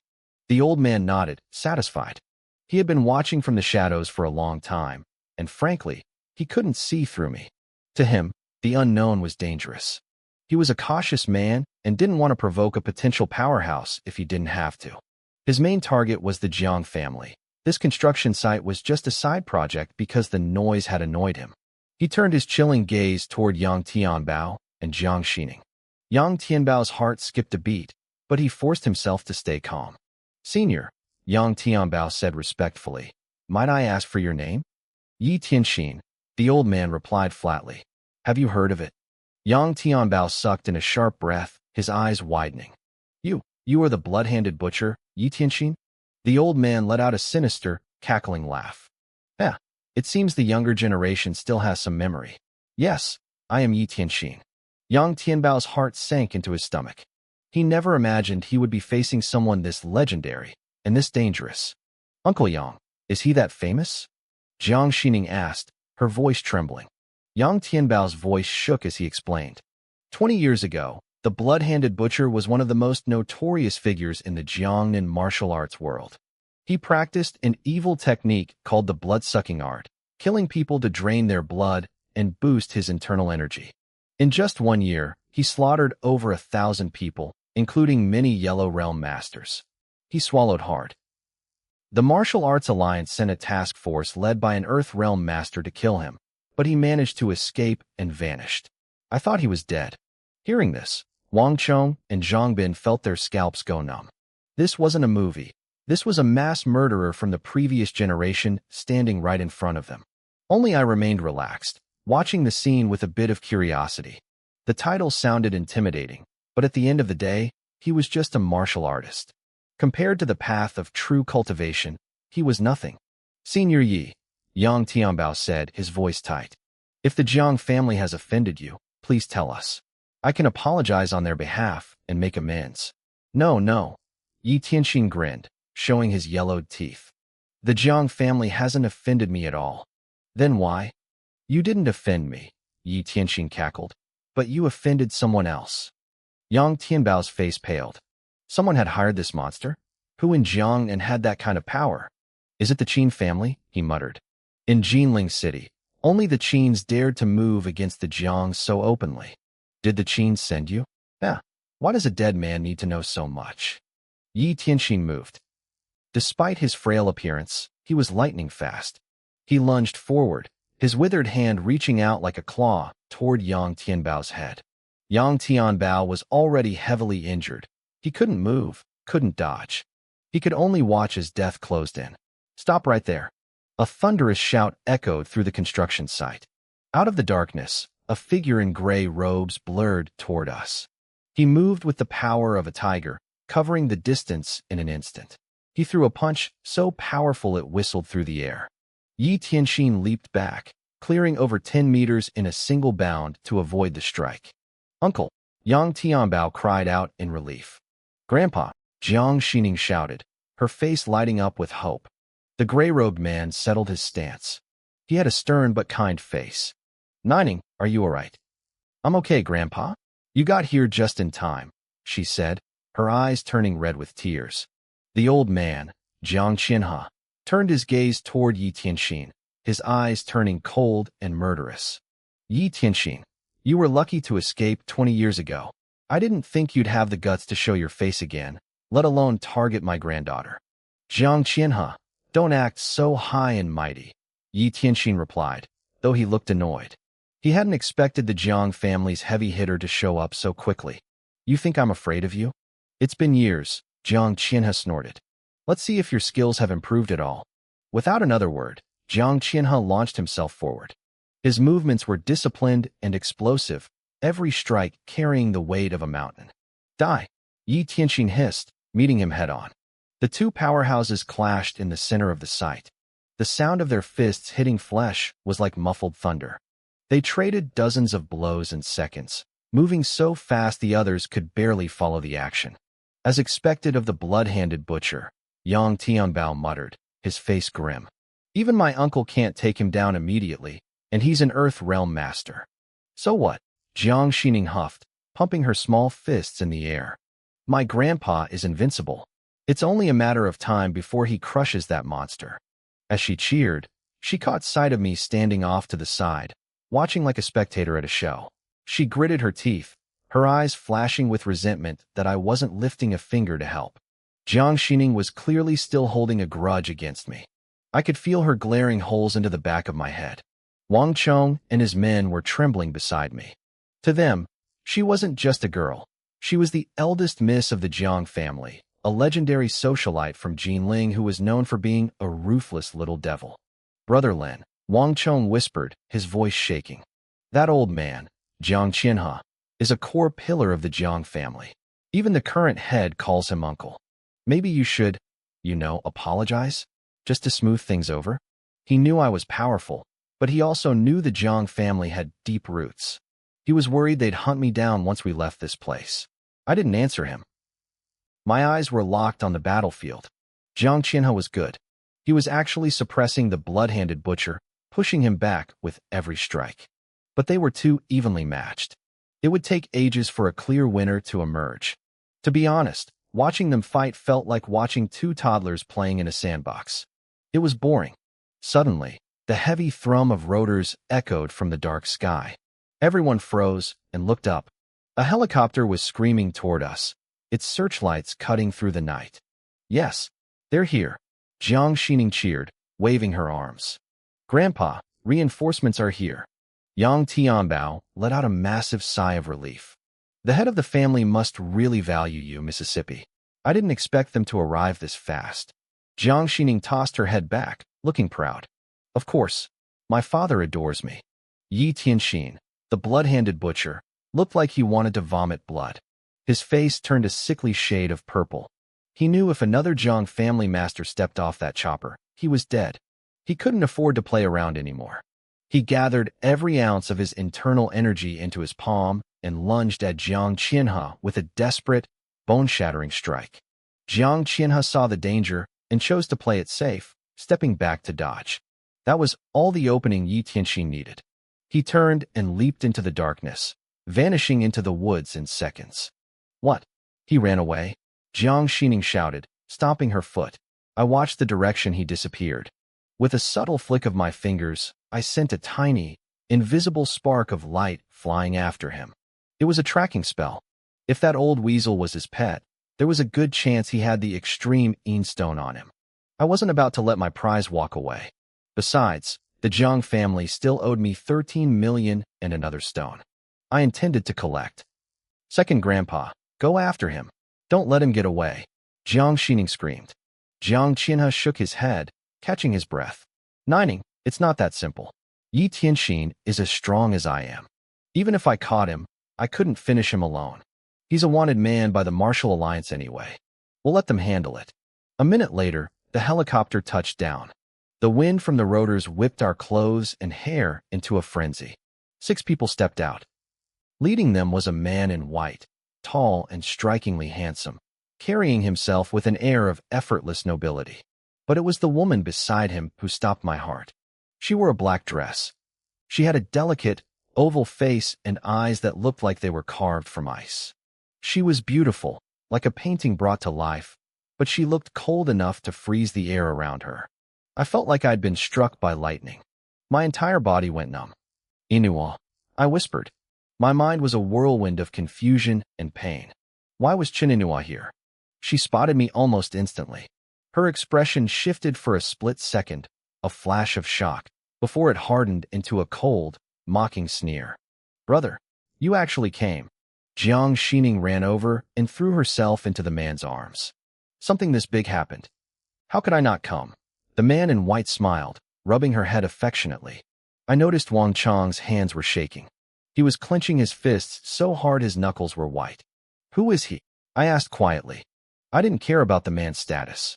I only cared that Inua was standing right next to him. Seeing her after 10 years should have been a relief, but seeing her with another man felt like a knife in my gut. I wanted to run to her. I wanted to ask how she'd been. I wanted to apologize for everything. But my feet stayed glued to the ground. I had no right to say anything to her. That's Jiang Junlin, Wang Chong whispered. The heir to the Jiang family. The man who will one day rule everything they own. And the woman? I pressed. Is she his wife? Maybe his fiancée, Wang Chong said. As far as I know, he isn't married yet. Fiancé? My heart hammered against my ribs. From what I knew, Inua had been married and had a daughter. Was she divorced now? Why was she with the Jiang family? While I struggled with my thoughts, Jiang Junlin listened to Yang Tianbao's report. He ordered his men to get the injured workers onto the chopper. Then he turned his attention to me. He didn't look angry. He didn't look like a spoiled rich kid looking for a fight. He looked like an emperor surveying his kingdom, calm, detached, and incredibly dangerous. He was the kind of man who didn't need to raise his voice to be heard. Little brother, Jiang Junlin said, stepping toward me. His voice was smooth and polite. My family was rude to you earlier. Please, accept this as an apology. He reached into his coat and pulled out a shimmering gold bank card. There are 20 million yuan in here, he said with a smile that felt as warm as a spring breeze. Consider it a gift from the Jiang family. Jiang Junlin turned his gaze toward Wang Chong and offered a polite smile. And you? I've heard good things about your Green Dragon construction group. Perhaps there will be an opportunity for us to cooperate with the Jiang family in the future. Wang Chong looked like he'd just won the lottery. He had been terrified that the young master of the Jiang family would blame him for the chaos. But instead, Jiang Junlin was offering an apology and a business partnership. This wasn't just cooperation. It was a clear signal that the Jiang family was going to protect him. Wang Chong's chest swelled with excitement. What are you doing? Jiang Xining shouted from a few feet away, her face twisted in confusion. He stood by and watched people die? Why are you giving him money? Nining, Jiang Junlin said, his voice heavy with patience. If it weren't for this young brother, would any of you be alive right now? Besides, he was right. He had no obligation to save you. How many times have I told you? You must learn gratitude. Don't be so self-centered. No one in this world owes you anything for no reason. Jiang Qianhe nodded in approval at his son's words. Jiang Xining pouted and shot me a sharp, resentful glare. but she kept her mouth shut. Young brother, please, take the card, Jiang Junlin said, turning back to me with that same perfect smile. I looked at the gold card in his hand, but didn't reach for it. This man was Inua's fiancé. If I took his money, what did that make me? I shifted my gaze past him to Chen Inua. My heart felt heavy, filled with 1,000 things I wanted to say, but didn't know how to start. She was looking back at me, but there was no warmth in her eyes. They were cold, hard, and filled with an unmistakable mockery. She looked at me as if I were a bitter enemy.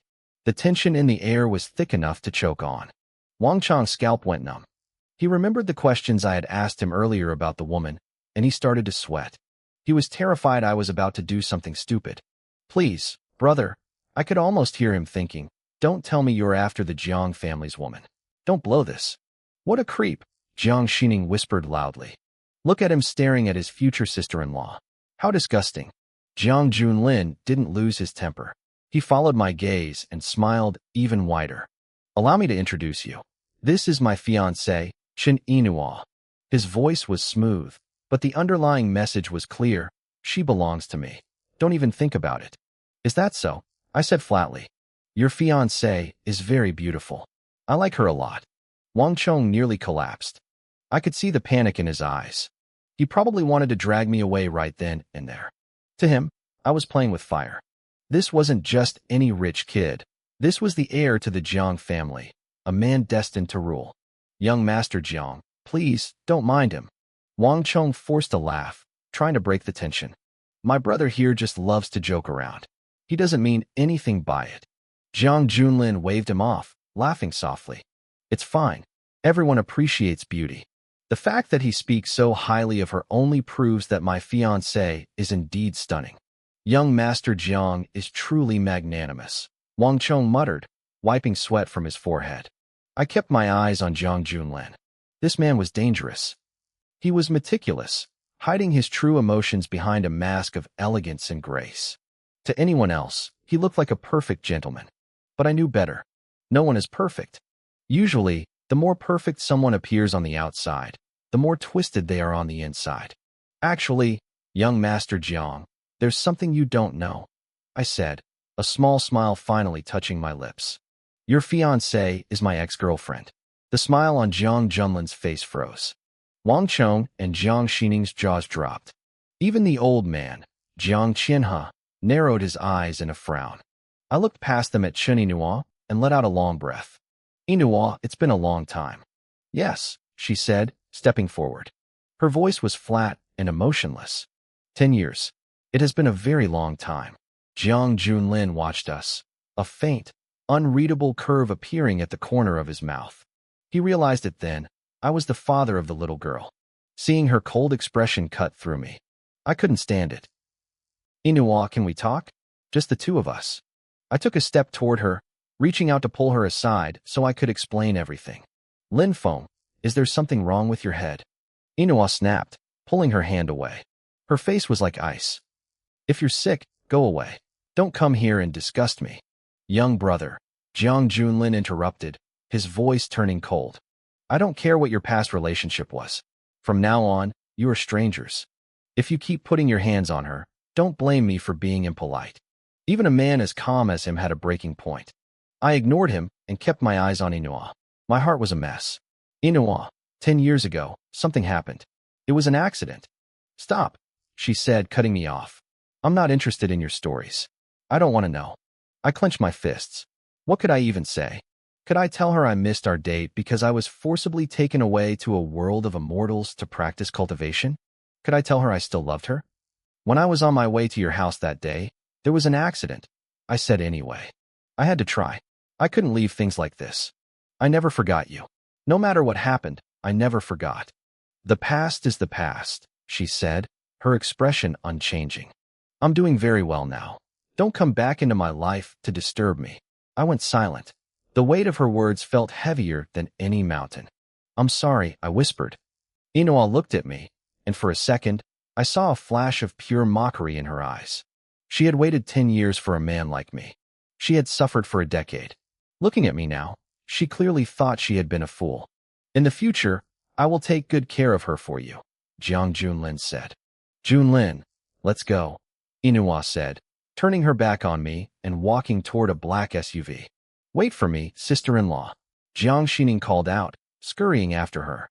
Jiang Xianhe gave me one last cold look before following them. He didn't say a word. Even if I was a descendant of some powerful Taoist sect, I had insulted the Jiang family by pining after their future bride. The only reason he hadn't killed me yet was out of a shred of respect for my abilities. Once everyone else was in the car, Jiang Junlin turned back to me, that polite smile returning to his face. You saw her attitude, Lin Feng. What's gone is gone. You failed to cherish her, and that was your mistake. From now on, I will be the one to love her. I have the power to give her the happiness you couldn't. He sounded so graceful, so reasonable. It made me want to kill him on the spot. But if I did, what then? I had already hurt Inua once. Did I want to hurt her again? Oh, and one more thing, Jiang Junlin said, lowering his voice until it was a conspiratorial whisper. You probably don't know this, but Chun Inua is the daughter of the Chun family from Yunchuan. Do you have any idea what the Chun family represents? I frowned. When Inua and I were together, she never talked much about her family. Every time I asked, she would change the subject. I had no idea she came from such a powerful background. Back when we were together, Inua always had an excuse. She would tell me that I'd find out everything once I officially came to her house to propose. But listening to Jiang Junlin now, it wasn't hard to see that her family was incredibly powerful. So, you're only marrying her for her status? I asked, my face darkening. Jiang Junlin just smiled. You guess. If Inua suffers even a little bit of grievance, I said, my voice cold as ice, I guarantee you will die. And I'll make sure the entire Jiang family is buried with you. Jiang Junlin actually laughed at that. He looked at me with pity, like he was watching a man drowning in useless, pathetic rage. To him, I was just an ant jumping around in front of his face. You don't get angry at an ant, you just find it funny. Lin Feng, October 1st is our wedding day, he said with a light chuckle. You should definitely come for a drink. Consider it a way to mourn your lost youth. He pulled out a bank card worth 20 million yuan and tossed it onto the dirt at my feet. Without another word, he turned and climbed into his black SUV. The helicopter had already taken Yang Tianbao away, and a moment later, the SUV roared to life, its headlights cutting through the darkness like a wild beast as it disappeared into the night. I stood there in the silence, staring at the spot where the taillights had vanished. My eyes began to sting. It had been 10 years. Back on that mountain, when the old man tortured me nearly to death during training, I hadn't shed a single tear. But now, my nose felt sharp and sour. I felt a crushing sense of regret. I was powerful now, maybe even invincible, but some things are just gone once they're lost. You can turn around to chase them, but the world has already moved on. Old Kai walked up beside me and shook his head. Why push it this far, Brother Lin? He tried to comfort me, placing a hand on my shoulder. It's just one woman. If you want, I can arrange dozens for you. Models, actresses, whatever you like. You can have a different one every day. I closed my eyes tightly, then opened them again. The moisture was gone, replaced by a cold clarity. What is the background of this Jiang family? Old Kai's expression turned serious. In Jinling City, we talk about the 3 families and the 4 halls. Those 3 families control 90% of the economy here. The Jiang family is one of them. They've been around since the Ming Dynasty. They have endless resources and experts hidden in the shadows. So, look, I know you're capable, but it's not worth going to war with the Jiangs over a woman. He was trying to be polite, but his message was clear. I couldn't beat them, and I shouldn't be stupid enough to try. I understand, I nodded. Old Kai relaxed, thinking I had actually listened to his warning. He leaned down, picked up the 20 million yuan card, and held it out to me. Here, take this. It's 20 million. Don't let it go to waste. I shook my head and walked away. Before he could even blink, I had vanished into the darkness of the mountain path. He's a strange one, Old Kai muttered, looking at the card. One minute he's obsessed with money. The next he leaves 20 million on the ground. Boss, his assistant, Zhang Bin, whispered. Do you think a man like him actually lacks money? Good point, Old Kai said. Then what does he lack? Clearly, he lacks a woman. Old Kai's eyes lit up. He slapped Zhang Bin on the back. You're a genius. Tell the guys to find the most beautiful girls they can. I'm going to handpick a few to send to Brother Lin. Meanwhile, the black SUV was winding down the rugged mountain road. The atmosphere inside was suffocatingly quiet. Inua, you misunderstand me, Jiang Junlin replied with a gentle smile. How could I ever be angry with you? Then who are you putting on this act for? Inua snapped. Yes, you're right. Lian is Lin Feng's daughter. If that's a problem, I'll move out of the Jiang house tonight. The driver and the other family members in the car stiffened. They looked like they wanted to plug their ears to avoid hearing such a massive scandal. But Jiang Junlin didn't flare up. He turned to look at Inua with eyes so full of tenderness they looked fake. Don't ever say that again, he said softly. I love you for who you are. I don't care about your past, and I don't care whose child Lian is. I only know that she is your daughter, and that's enough for me. Inua turned her head to look out the window, her expression a mess of conflicting emotions. No matter how guarded she was, it was hard to stay angry at a man who treated her this perfectly. He was handsome, refined, and accepted her baggage without a second thought. But she felt nothing for him. Ever since Lin Feng, she felt nothing for any man. You need to be careful, though, Jiang Junlin added, his voice dripping with sincerity. I'm not one to talk behind people's backs, but Lin Feng isn't simple. His martial arts skills are high.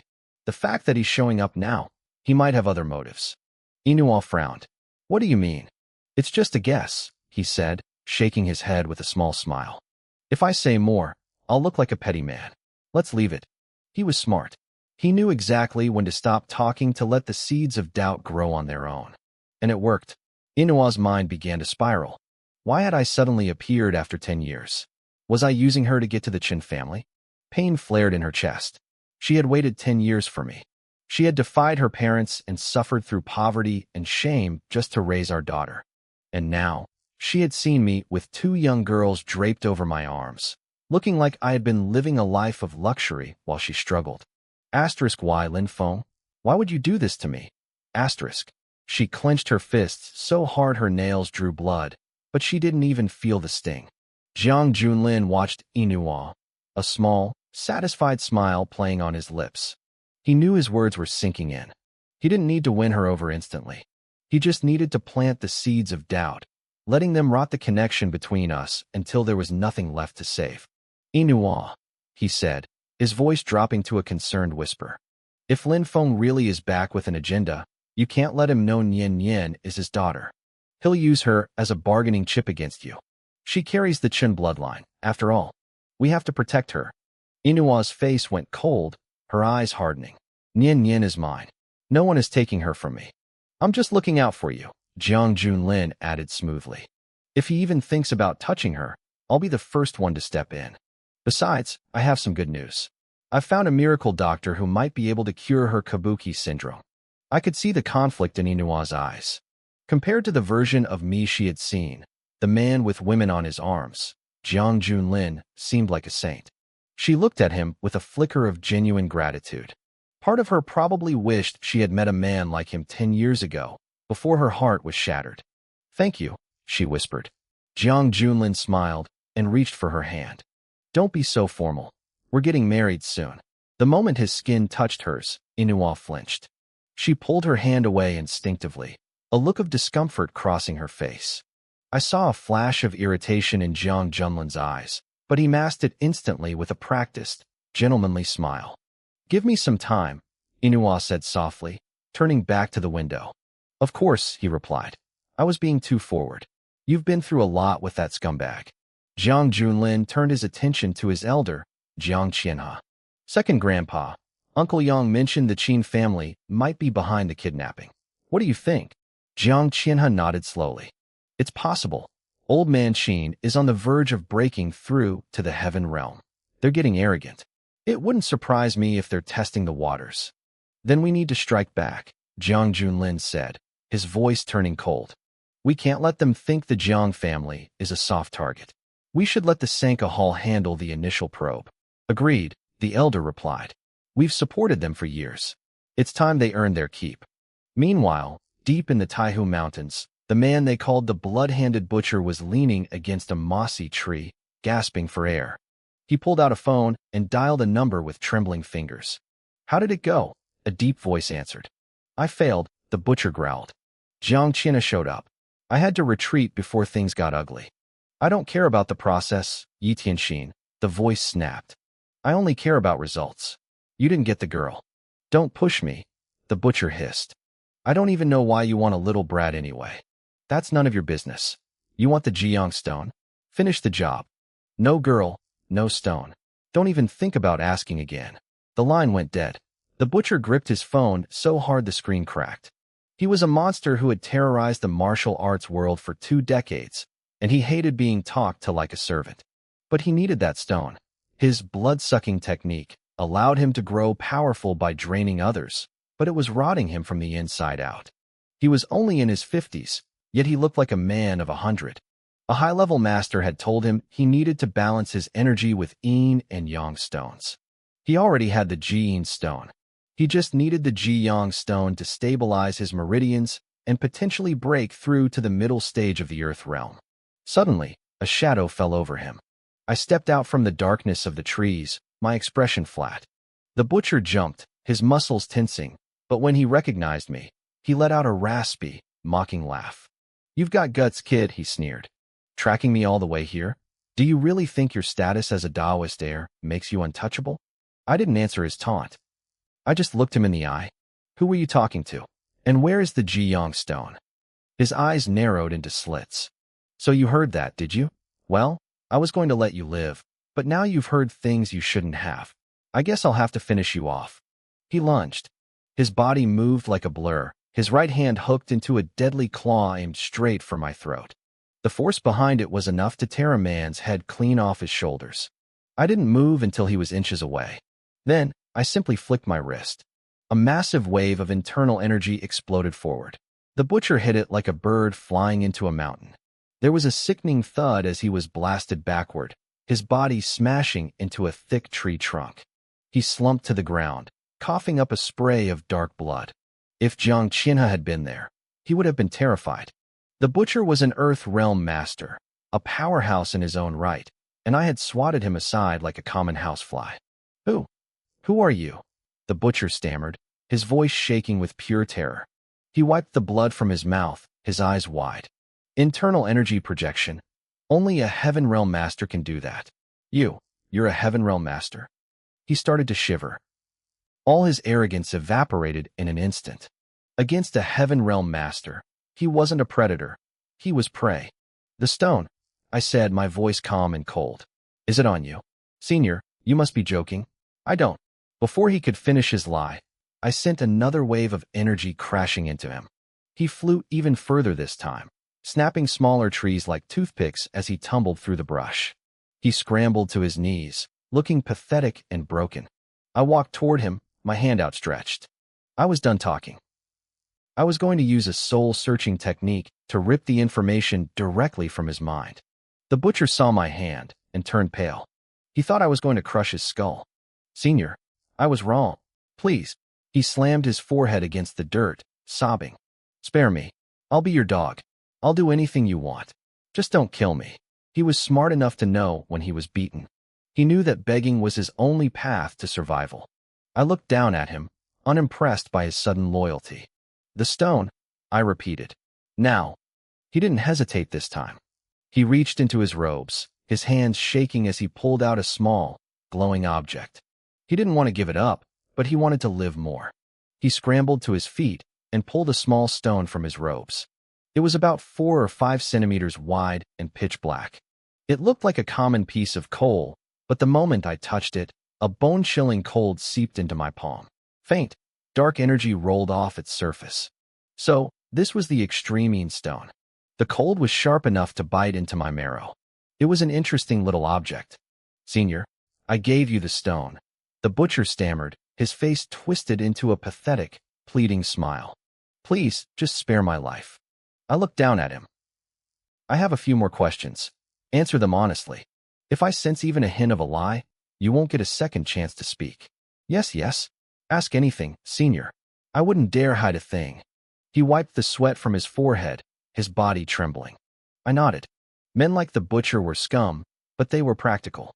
They understood that when power was absolute, survival meant submission. It made them easier to deal with than the self-righteous types. Why did you target that construction site? I asked. The noise, he blurted out, looking panicked. The construction was too loud. It annoyed me. I just wanted to cause a little trouble to make them stop. I didn't have any other motive, I swear. I stared at him, speechless. This old monster had murdered 8 innocent workers just because he thought their work was too noisy. If I were still the hot-headed young man I used to be, I would have slapped his head off right then and there. But my temperament had mellowed over the years. And who told you to kidnap the Jiang family's little princess? The Qin family, he squealed, selling out his employer without a second of hesitation. It was that old man, Qin Tianju. He's the one behind it. And the extreme Yang stone? Is it with the Qins? Yes, Qin Tianju has it. That's the only reason I'm working for him. I need that stone. I asked him why he needed both stones. To save his skin, he started talking like a trained parrot. He explained that his cultivation technique had backfired, leaving his body a mess of imbalances. He needed the yin and yang stones to stabilize his energy. I raised an eyebrow. Looking at his withered, ancient face, I realized he was only in his 50s. His immortal path had certainly taken a toll on him. Senior, I've told you everything, he said, his face wrinkling into a smile that looked like a dried chrysanthemum. Can I go now? Not yet, I said. Call Qin Tianju. Set up a meeting. Once I have that yang stone, you're free to go. The butcher didn't even blink. He pulled out his phone and dialed. He didn't care who lived or died as long as it wasn't him. Besides, he seemed quite happy to drag Qin Tianju into this mess after the way the man had treated him earlier. The call connected.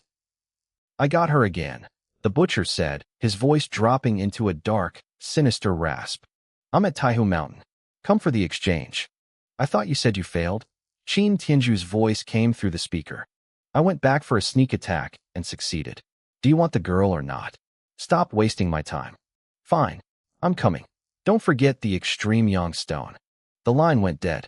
The butcher looked at me with a sly, treacherous grin. Senior, I've lured him in for you. Good work, I replied. Wait here. Time passed slowly. The moon rose high, casting long, silver shadows across the silent forest. Half an hour later, I heard the faint sound of footsteps. A middle-aged man in gray robes sprinted into the clearing. His breathing was steady, and his eyes were sharp. He was a master, likely at the early stages of the Emperor realm. Qin Tianju stopped and scanned the area. His eyes flicked over me for a second, but he dismissed me instantly. To him, I was just some kid who didn't matter. Where is she? He demanded. Did you bring the yin stone? I have it, the butcher said. Qin Tianju pulled out a small stone of his own. It was the same size as the black one, but it glowed a deep, fiery red. Even from several feet away, I could feel the heat radiating from it like molten lava. The butcher's eyes filled with greed, but he quickly remembered I was standing right there. He let out a loud, mocking laugh. Qin Tianju, you absolute fool. You actually believed me. Qin Tianju didn't look surprised. He let out a cold chuckle. Yi Tianxin, I know exactly what kind of snake you are. You thought you could lure me here and steal my stone? I expected this. The butcher frowned. If you knew, why did you come? Because I realized that relying on a piece of trash like you is a waste of time. Qin Tianju said, his voice turning icy. I came here to take your yin stone by force. Hand it over, and maybe I'll let you crawl away. You're quite the hypocrite, the butcher sneered. Takes one to know one, Qin Tianju replied. He clapped his hands twice. A man in white robes stepped out from the shadows of the trees. He was an elderly man with a calm, dangerous smile. Yi Tianxin, it's been a long time, the old man said. The butcher's pupils shrank. Qin Kuan. He looked visibly shaken, then glanced at me with a look of pure relief. He leaned toward me and whispered, Senior, that's Qin Kuan. He's a powerhouse from the previous generation of the Qin family. He's likely at the mid to late Emperor realm. I simply nodded. Across the clearing, Qin Kuan and Qin Tianju narrowed their eyes. They saw the infamous, bloody-handed butcher acting like a servant to a young man. They studied me, trying to find something special, but I looked like an ordinary person to them. Yi Tianxin, you've really lost your edge, Qin Tianju mocked. bowing and scraping to a brat. How pathetic. The butcher laughed, but he didn't bother to explain. I was tired of the talking. I stepped forward, my voice flat.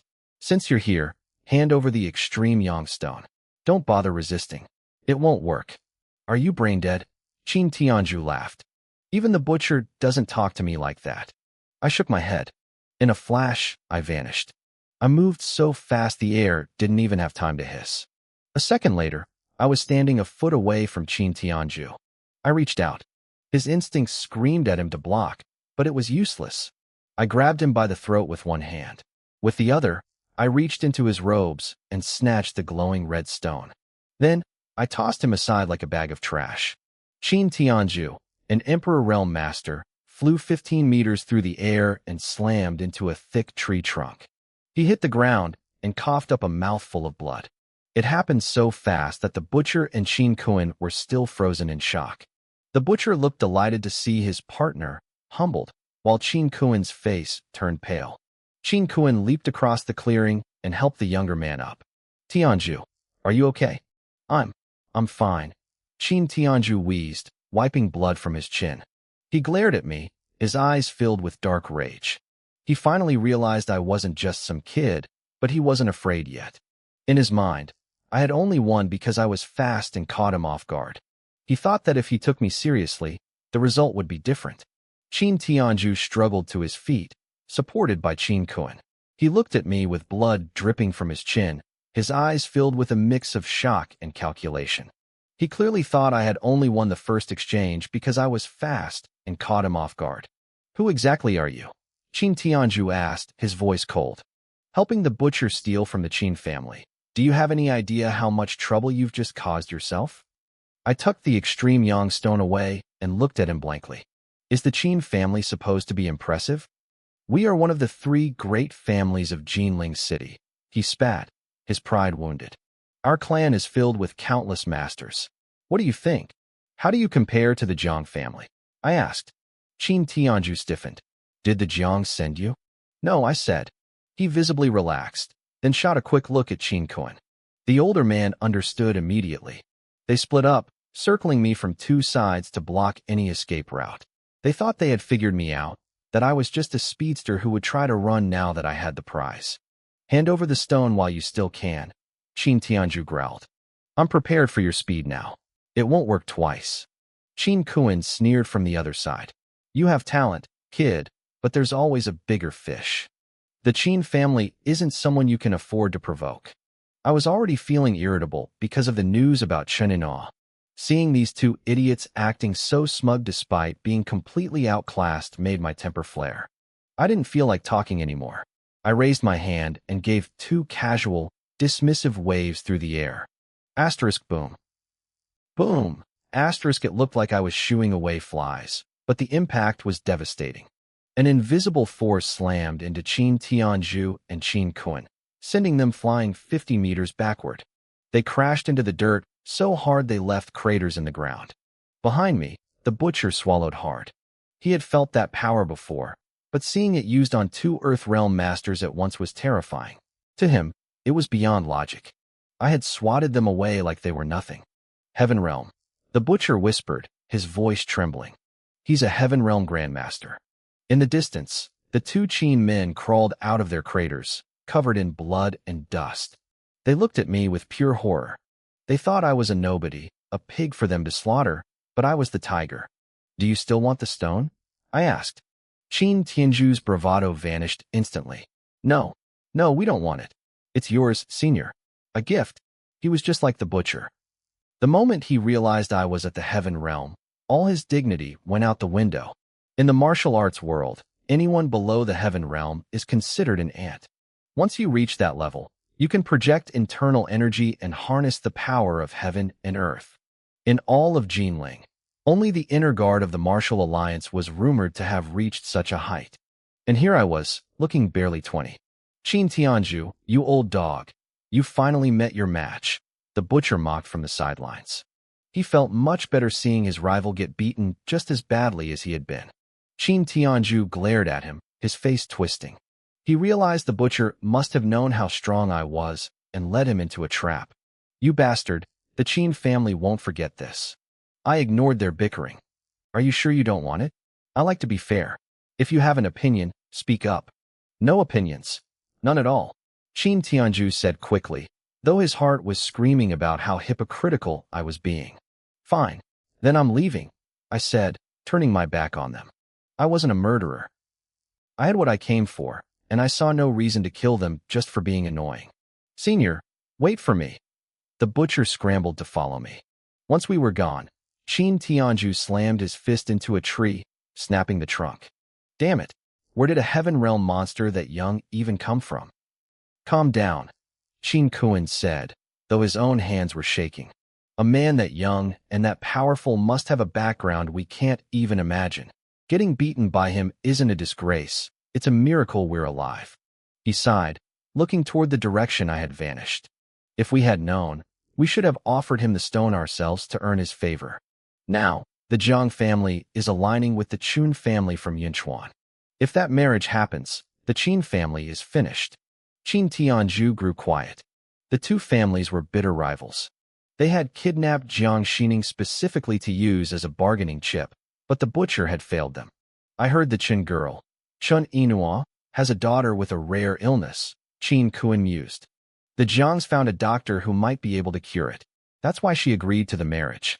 But we have a connection to the divine doctor, Saihua.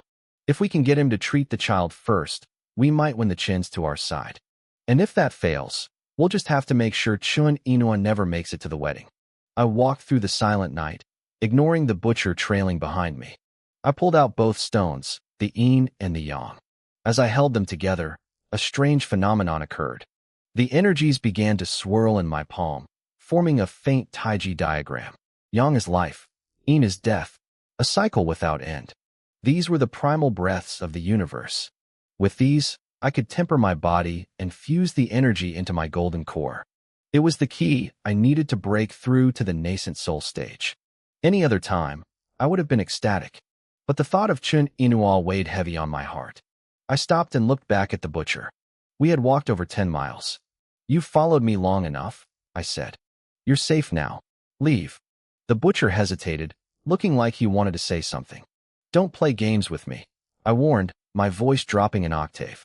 If you take another step, don't blame me for what happens next. I said my piece and turned my back on him, stepping into the darkness. But the sound of footsteps followed me. The butcher didn't know when to quit. I spun around, my hand blurring as I gripped his throat, lifting him off the ground like he weighed nothing. His face turned a deep, bruised purple. I asked him if he was deaf. He struggled to breathe, his voice coming out in ragged gasps. He wanted to make a deal. I let go, and he collapsed onto the dirt, coughing violently. I looked down at him and asked what he could possibly have that I wanted. He took a shaky breath and looked up. He told me that without the yin and yang stones, he wouldn't survive another 3 months. He offered me his life. He promised to be my shadow, my tool, my slave, if I just gave him the stones. I laughed in his face. His life was worth nothing to me. But he didn't stop there. He started bragging about his value in the secular world. He knew every major power in the Jiang and martial arts scene. He had evaded the martial alliance for 20 years. That, he claimed, was his true worth. I went quiet, considering it. I was alone in this city, and having a seasoned veteran of the underworld to handle the mundane tasks wouldn't be a bad thing. He could be a useful dog. Seeing the look on my face, the butcher started groveling even harder. He promised to take care of anything I found inconvenient. I told him he could follow me. He looked overjoyed, but I could sense the hidden malice in his heart. He probably thought I was naive, just another kid with power who didn't know how the world worked. He likely planned to betray me the moment he got what he wanted, just like he had with the Qin family. He thought I was a fool. I looked him in the eye and told him he wasn't getting the stones. His face fell, but I kept speaking. I told him I could cure his condition without them. During my 10 years on the mountain, I hadn't just learned how to cultivate, I had mastered the art of medicine. I promised him a prescription that would heal his internal damage within half a day. His eyes widened. He hit the ground, slamming his forehead against the dirt 3 times. He called me his savior, his new parent, and swore he'd even eat filth if I commanded it. I told him to get up. I knew exactly what kind of man he was. but it didn't matter. With my strength, all his schemes were useless. I had 1,000 ways to make him regret it if he ever stepped out of line. Suddenly, my phone buzzed. It was the specific ringtone I had set for my sister, Xiaoyao. I answered instantly, but the voice on the other end wasn't a greeting. It was a scream. "Brother, don't come," she cried out. My heart plummeted. A man's cold, mocking voice replaced hers. I didn't wait for him to speak. I didn't care who he was or what he wanted. I told him exactly what would happen if he didn't return her unharmed. I promised to find him in 10 minutes, break every bone in his body, and then slaughter everyone he had ever known. The man on the phone went silent for a moment, then burst into a fit of manic laughter. He called me arrogant. He told me he was going to give me the address, but now he wanted to see if I could actually find them in 10 minutes. He told me to get ready to collect my sister's corpse and hung up. I gripped the phone so hard the frame began to creak. Xiaoyao was my reverse scale, the one thing no one was allowed to touch. I forced myself to stay calm. I had left a trace of my spiritual energy on her as a protective mark. If her life were in immediate danger, the mark would have erupted, killing anyone nearby. Since I felt no fluctuation, she was still safe for now. The butcher asked what was wrong, his voice dripping with fake concern. I told him my sister had been kidnapped. He immediately started acting tough, swearing he would kill whoever did it. I ignored him and closed my eyes, focusing on the spiritual mark. I found her. She was near Lin Village, not far from my home. They hadn't taken her far at all. I gave the butcher a location and told him to meet me there at a small bungalow. He asked if I wanted him to come with me to save her, but I didn't answer. I didn't run. I didn't walk. I pushed off the ground and surged into the air, soaring straight into the night sky. Behind me, I heard the butcher let out a strangled gasp. He fell to his knees, his mind reeling. In his world, even a Heaven Realm master couldn't fly. He realized in that moment that I wasn't just a strong kid. I was something beyond his comprehension. Any thought he had of running away vanished. Being a dog for a man who could fly suddenly seemed like the greatest opportunity of his life.